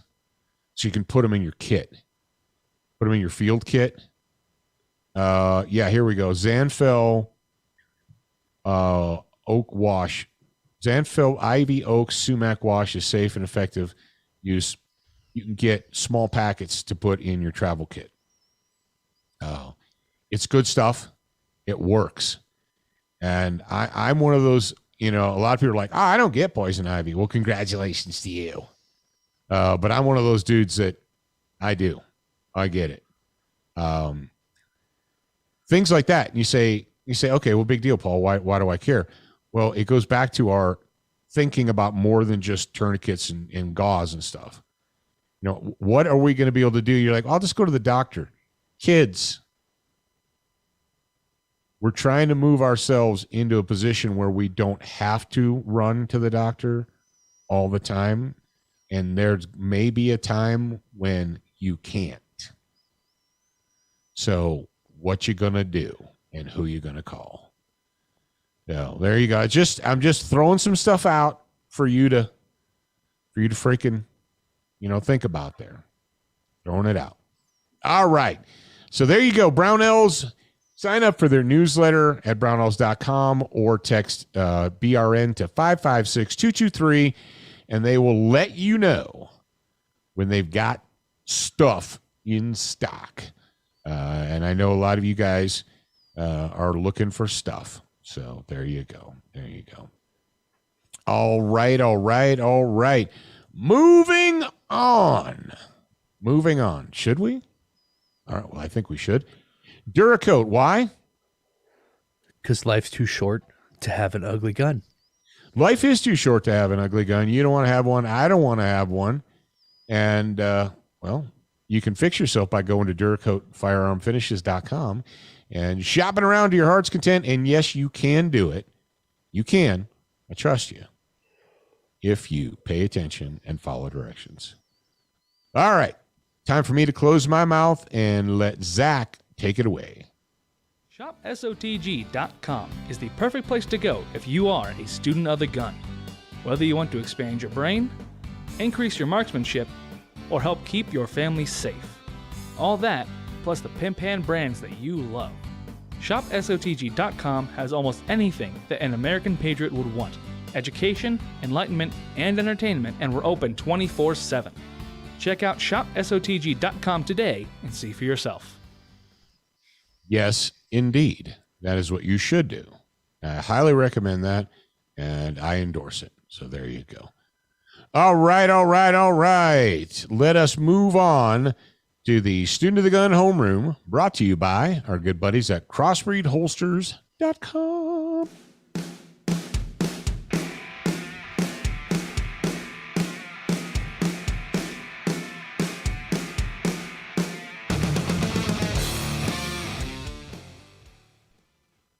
All right. What is that phone doing attached to your board? It's time to go. So let me go ahead and cut that. That's funny. Give me a second. Do you need to answer that? That's Dave. It's your Uncle Dave. All right, go ahead and answer that. No, just mute yourself. I already muted it. All right, never mind then. All right. Well, I couldn't do it. So, but yep. So, wait, pot. 3, 2. All right, Crossbreed Holsters, dangerous on demand. When you go to crossbreedholsters.com, use the promotional code SOTG, save yourself some money, get a good product made in America by Americans. Dangerous on demand. Jared, we've got a story here from DFW scanner.net. Now, what does DFW stand for? Dallas-Fort Worth. Dallas-Fort Worth. That's right. DFWscanner.net. And this is a brand new, relatively new story. August 26, 2021. It says, man arrested for stabbing 2 people at restaurant in the Colony. It says the Colony Police Department is investigating a stabbing that occurred at a popular restaurant and entertainment venue. At around 6:30 p.m., the Colony police officers were called to the 7 Doors Kitchen and Cocktails at Grandscape for a stabbing incident.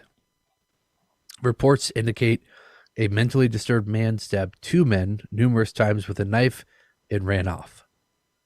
Officers tracked down the suspect and arrested him. They transported him to a hospital for mental evaluation and later to the Colony jail. He has been charged with 2 felony counts of aggravated assault with a deadly weapon, evading arrest, and resisting arrest. There's no official word on the conditions of the injured men. Yes, indeed. Why do I put this in here? Well, it's, you know how we have those folks in our life that say to us, I'm not paranoid like you. I don't think I need to have a gun on me all the time like you do. Or, well, I have a concealed carry permit, but I don't carry all the time because I don't want people to think I'm paranoid. Well, when do you carry? Oh, only when I think I might need it. So premeditated. Or one of my favorite ones is I don't go to places where I would need a gun. Really? Is that true? Do you ever go to grocery stores or shopping malls or church or out to eat or a movie theater? Because deadly attacks happen at those places all the time. 6:30 p.m. You wouldn't normally think, right? If you left your house and you thought, if you're thinking danger, right? If you're thinking danger, you probably wouldn't think I'm going to a popular restaurant at 6 o'clock at night. You would normally think, what? Oh, it's, pretty safe, right? It's not late at night. It's not a bad neighborhood. I don't go to bad neighborhoods. I don't stay out late at night because I don't know Jared, help me out. How is it that the normies got that in their minds that bad things only happen? Probably from movies. From movies, TV. I don't go to bad neighborhoods. I don't stay out late at night. So therefore, I will never be a victim of a crime or an attack. Really? That's interesting that you... And it's funny, Jared, if you talk to someone and they said that to you, you'd say, upon what are you basing that? Which What facts are you basing that? Well, what do you mean? That's just what I think. Oh, 6:30 p.m., popular restaurant, middle of town. Not late at night. Not in a bad neighborhood. These dudes who, it says they don't know what condition they're in. Let me tell you what, I was only a knife. Let me only stab you. People who say only a knife have never only been stabbed. People only die all the time from stab wounds. And Masad Ayub used to, he's been an expert witness forever and ever and ever. It's his bag, man. And one of the things that he explained years ago, probably 20, I heard him explain it. He said, the reality is when people are taken to the hospital after a shooting, generally they have 1, sometimes 2, rarely 3 bullet wounds in them. He goes, 1 is the average, sometimes 2. More than 2 is pretty rare. He said, people who go to the hospital after a knife attack never have less than 6 cuts, stabs, or pokes on them. People who are attacked with knives get stabbed, cut, slashed, lacerated 10, 15, 20 times. That's reality. Well, what? Yeah, that's reality. Because if someone can touch, if you ever watched like a Kali or Filipino martial artist like practicing with a knife, Jared, have you ever seen that? Somebody like Mike Janich, and they walk up to a dummy with a training knife and they go, bop, bop, bop, bop, bop, bop, bop, bop. And they basically just stabbed it 12 times. That's reality. And if you think, it's only a mentally disturbed person with a knife, you wouldn't need a gun to stop someone like that.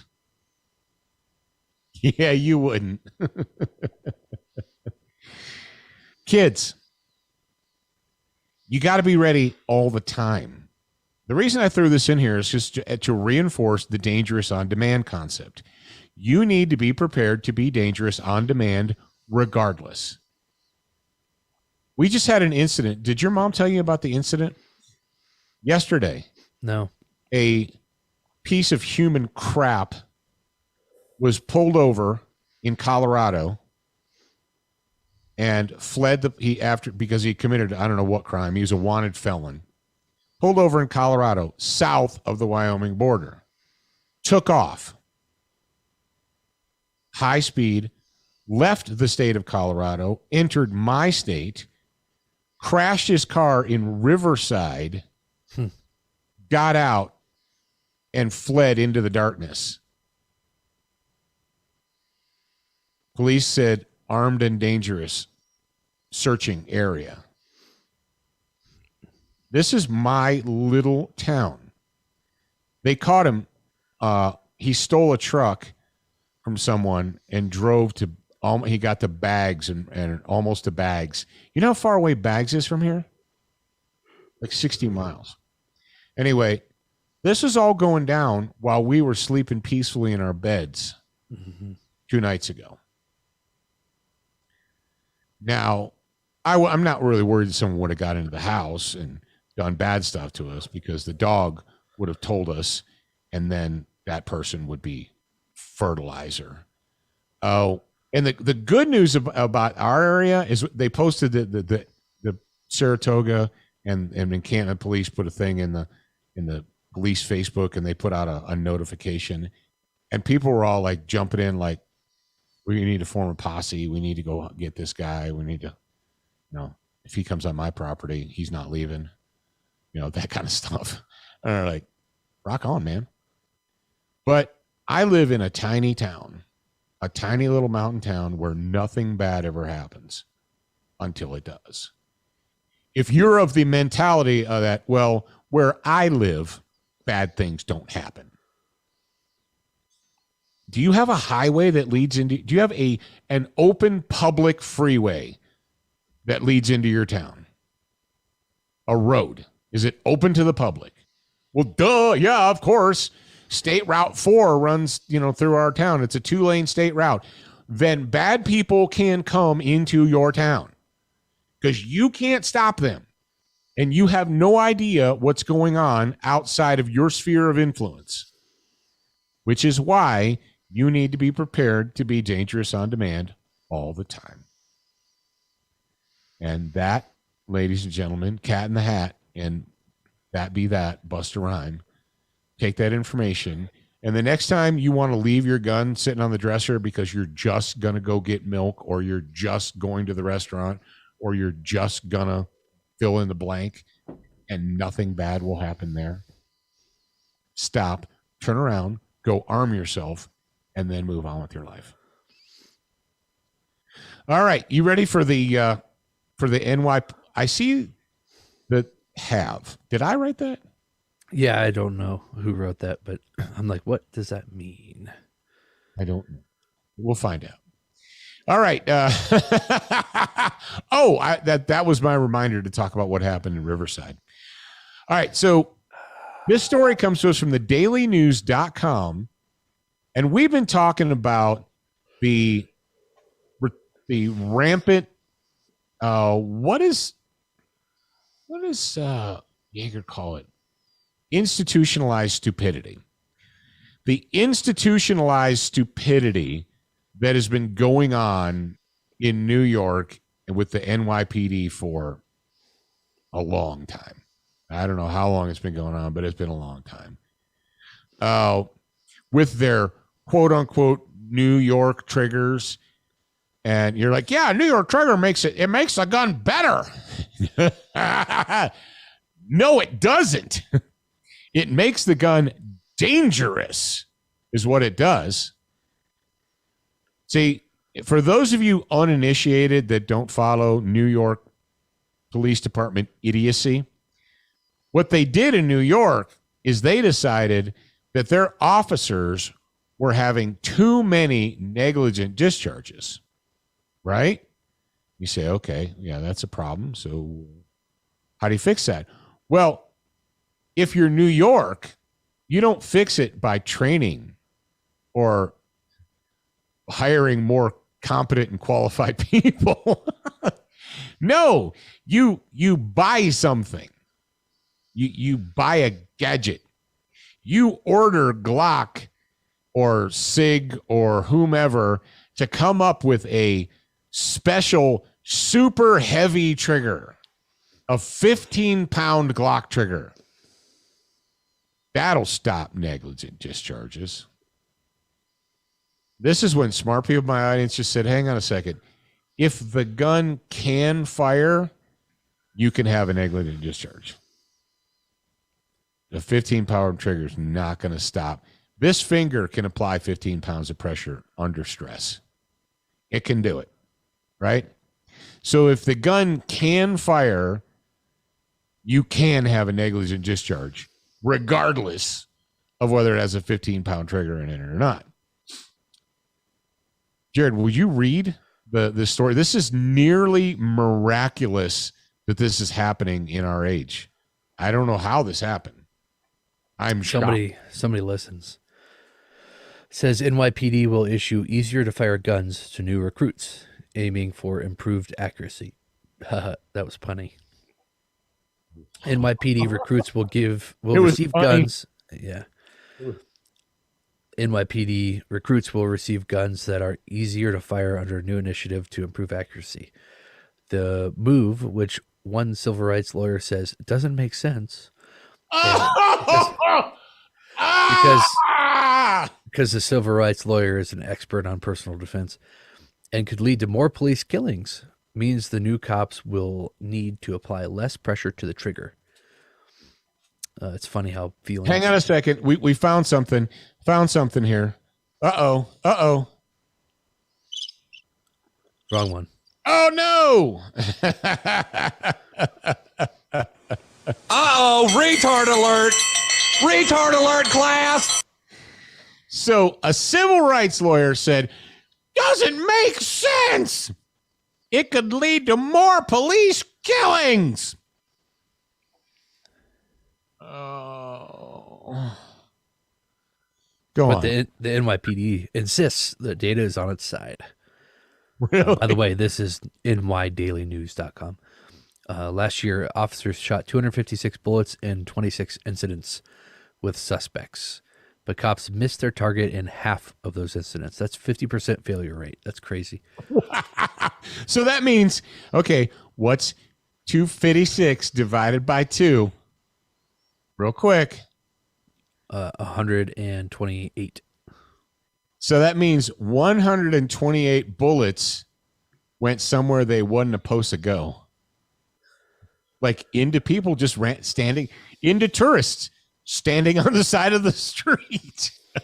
It says, when cops don't hit their target, they are likely to fire more shots. Yeah, duh. Now, after field tests at the NYPD firing range at Rodman's Neck in the Bronx, police believe that officers fire more accurately with a 9mm handgun that has a trigger pull, meaning the pressure required to fire a bullet of 5 pounds, like normal. You mean like the 5.5 pound Glock trigger? Yeah. For more than 100 years, the NYPD has used firearms with 12-pound trigger pulls. That's insane, man. 457 recruits who were tested, most of whom never fired a weapon before, had an average score of 93.7 with the lesser pull and 88.7 with 12-pound pull. Accuracy tests show that 129 officers already working in the streets also scored better with the lighter pull. But the NYPD chose to only issue the easier-to-fire guns to new recruits. Of course, said Marlon Laren, who runs the department's Firearms and Tactics section. We're building recruits up from scratch, so to speak.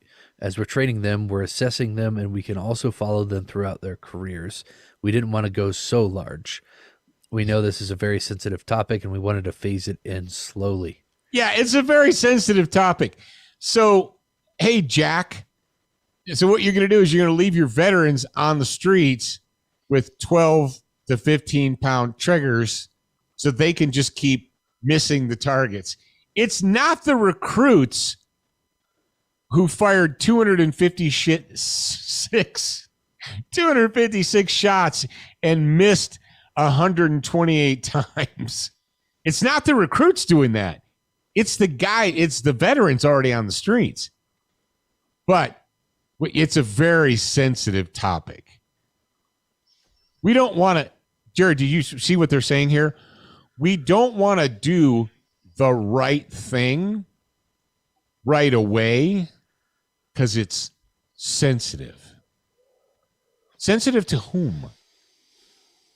People that don't know. To idiots? Well, you see, the idiots don't agree with us, so we don't want to do anything to offend idiots. So we're gonna phase it in slowly. You can continue if you want. There's not really much more. Yeah. Oh, goes on to say derp, non-lethal tasers, derp. Oh, this is you want to hear some geniosity from an attorney? You want to hear? You got to read this, or I'll read it if you want me to. Okay, it's making the weapon more deadly. Yeah, this is from lawyer Randolph McLaughlin, who represented the family of Muhammad Ba, a mentally ill Harlem man shot dead in his apartment in 2012. He says, quote, "It's making the weapon more deadly for more people. And I think at the time where we're questioning the discharge of weapons by police, when we're providing police officers non-lethal force devices such as tasers, why would you want to make it easier for cops to shoot people? That just doesn't make any sense. You're putting more people at risk." I don't think he read the results of it's actually making it more difficult for cops to shoot more people. To make it difficult for them to shoot the wrong people. Yeah. Right now, it's easier for them to shoot the wrong people.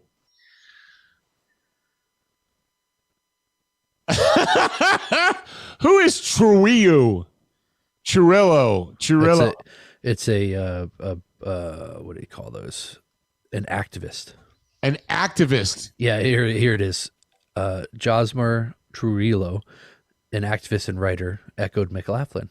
Said there is no protester or reform advocate in the country asking police for more efficient weaponry. Asking police for more efficient. Oh, that doesn't make sense. Okay, whatever. You're all a bunch of idiots, and you're part of what's wrong with this country.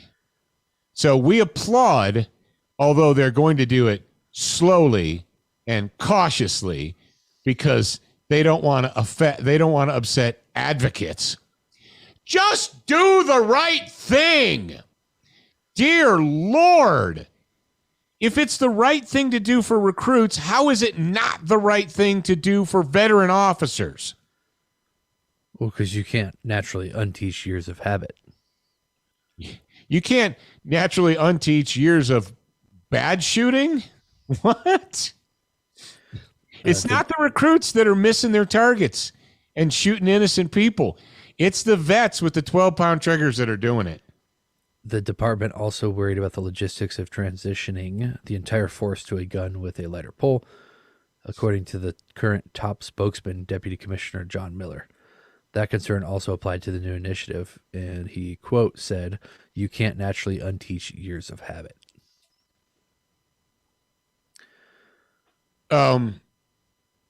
Okay, I'm going to go ahead and throw the bullcrap flag on that. Habit of what? Habit of missing? What's the habit? What's the habit that we're breaking? Because you hold the gun and push the trigger backwards the exact same way if the Glock has a 12-pound New York garbage trigger or if it has a 5.5-pound factory trigger. You hold the gun, aim it, point it, and do the exact same thing. The only difference is you don't need to put 12-plus pounds of pressure on the gun while you're doing it. You only have to put 5. That statement is a retard statement. That is an idiot statement. And I don't know. Uh-oh, retard alert. And here's the deal. You know the great thing about Glocks? Glocks are the Mr. Potato Head of pistols. Okay? Glocks are like AR-15s. The AR-15 is the Mr. Potato Head of rifles. They are super simple to replace parts. You put it on the bench, put it in the vise, bing, bang, boom, 2 punches, old trigger out, new trigger in, boom, you're done in 30 minutes. Glocks are the same way. You don't need to smith them. You don't need to file them. You don't need to do fitting. Taking out a garbage 12-pound New York trigger and replacing it with a good trigger takes maybe 15 minutes for a Glock armor that's done it once before. This is not hard.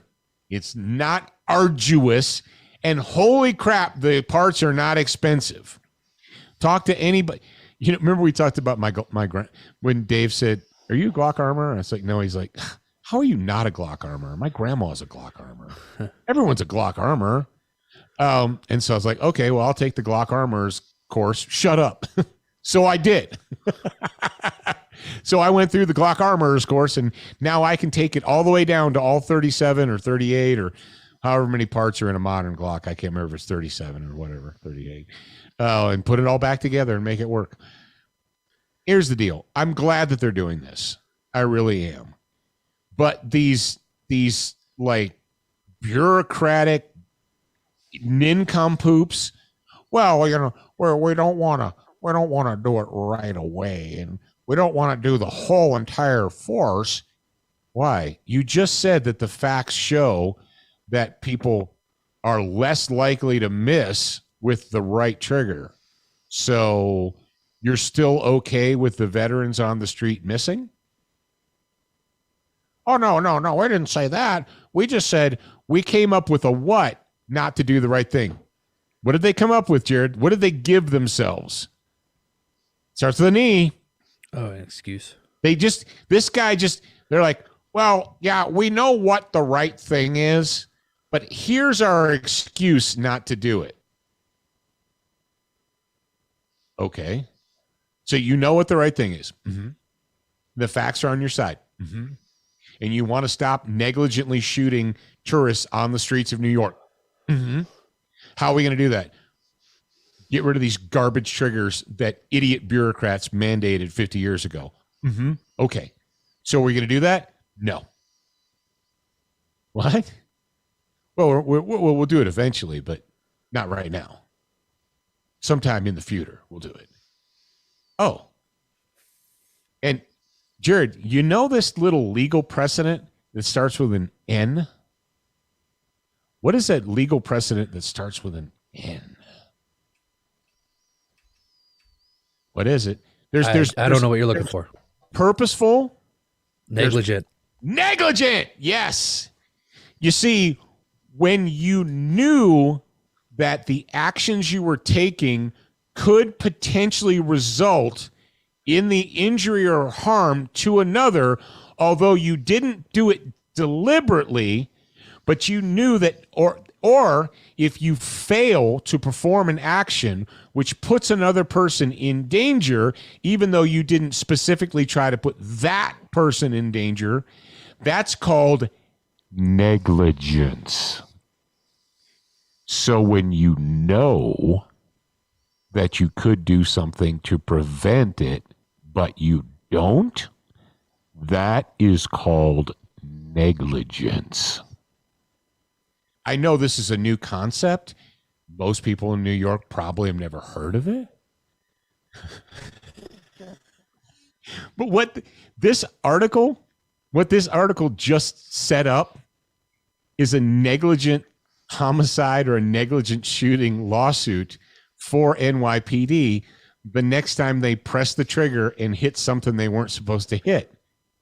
What an attorney can do is take all the statements from this article and say, the NYPD knew that their garbage triggers would result in misses, more misses than should have been.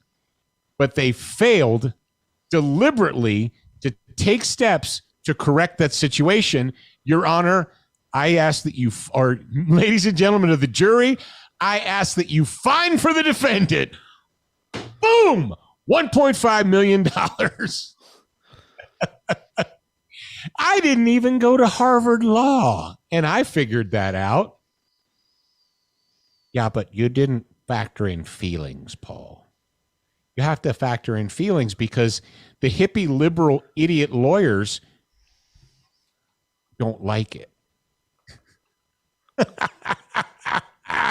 You didn't know you were going to go to law school today, did you? Well, I'm here for you kids. I hope you didn't drive off the road. All right.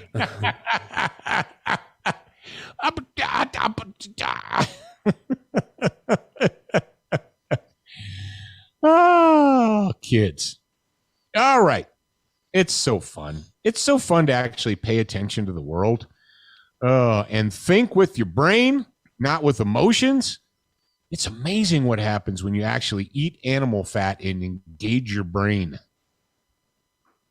and not be an emotional twit. Do we have any questions, comments, or concerns? I don't believe so, but let me double check. Make sure, double and triple check. We got one. We got a facetious one that's why would anyone want to be in the NYPD under these conditions?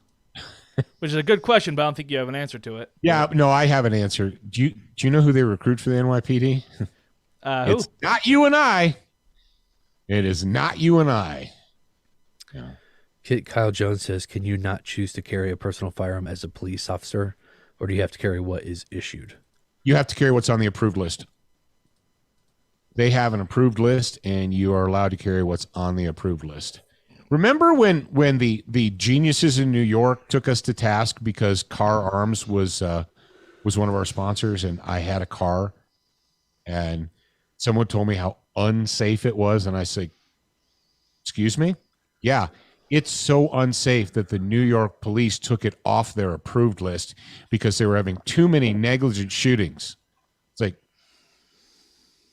it's a double action only trigger, and the NYPD were having negligent shootings, so it was the gun's fault, is what you're telling me. Yes. Okay. Sure. And if you want, Car doesn't sponsor us anymore, but this, I'm going to be honest with you.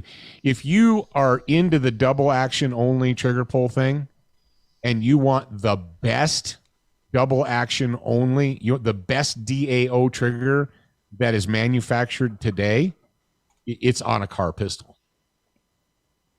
Full and complete honesty. So if that's your bag, man, if that's what you're digging, that's what you're looking for. Yeah, see, that proves it. That proves it. Yeah, New York PD doesn't approve it. If New York PD doesn't approve something, that's scientific fact right there, buddy. Because we know when it comes to guns, NYPD are the experts.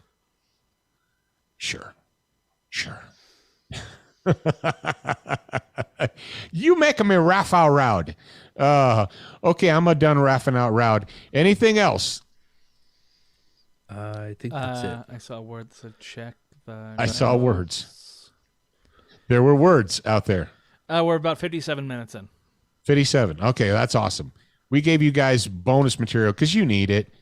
You know you do. You need a little extra me in this time, don't you? You can admit it. There's nothing wrong with admitting it. All right, cats and kittens, hippies all over the world. All over the world. Here is the deal. We'll be back tomorrow on Thursday for a bonus hour. Bonus hour number 1, and then we'll do bonus hour number 2. How can you get involved in that? How can you be a part of the bonus hour crowd? Jared, is it hard? Is it difficult? Nope, super easy. Go to getsotg.com. Follow the directions from there. You can choose the level that you want. The level of support you want to give Student of the Gun, you can choose it. Yeah, that's right. Also, Jared, what you're looking for is Control-Shift-V. Yeah, I have a... No, not me. Command-Shift-V. Close enough. Nope. I have a thing that it's just, don't worry about it. All right. That doesn't work for me. Like, what are these guys Then your talking? computer's broken. If I Control-Shift-V, what happens to my... Don't do it. Don't worry about it. Don't do it. If you're at home, don't Control-Shift-V. We're the experts. We've got it under control. All right, ladies and gentlemen, I want you to remember, till we're together again, that you're a beginner once. You're a student for life. We appreciate your reviews. If you haven't left a review or updated yours recently, head on over to Facebook, iTunes, Stitcher, iHeartRadio, or your favorite podcast player to voice your opinion. Don't forget to join us at the Student Lounge, a place for like-minded individuals to learn, connect, and support each other. No chicanery will be tolerated. Remember to check studentofthegun.com daily for new, free content and giveaways. Watch, listen, read, shop, and connect at studentofthegun.com. Are you a social butterfly? Connect with us on Instagram, Facebook, and Twitter for new content each and every day at Student of the Gun. Watch Student of the Gun TV and videos from our trusted partners on Roku, Apple TV, Amazon Fire TV, Chromecast, and even AirPlay. Go to studentofthegun.com for direct links, and remember, you're a beginner once, a student for life.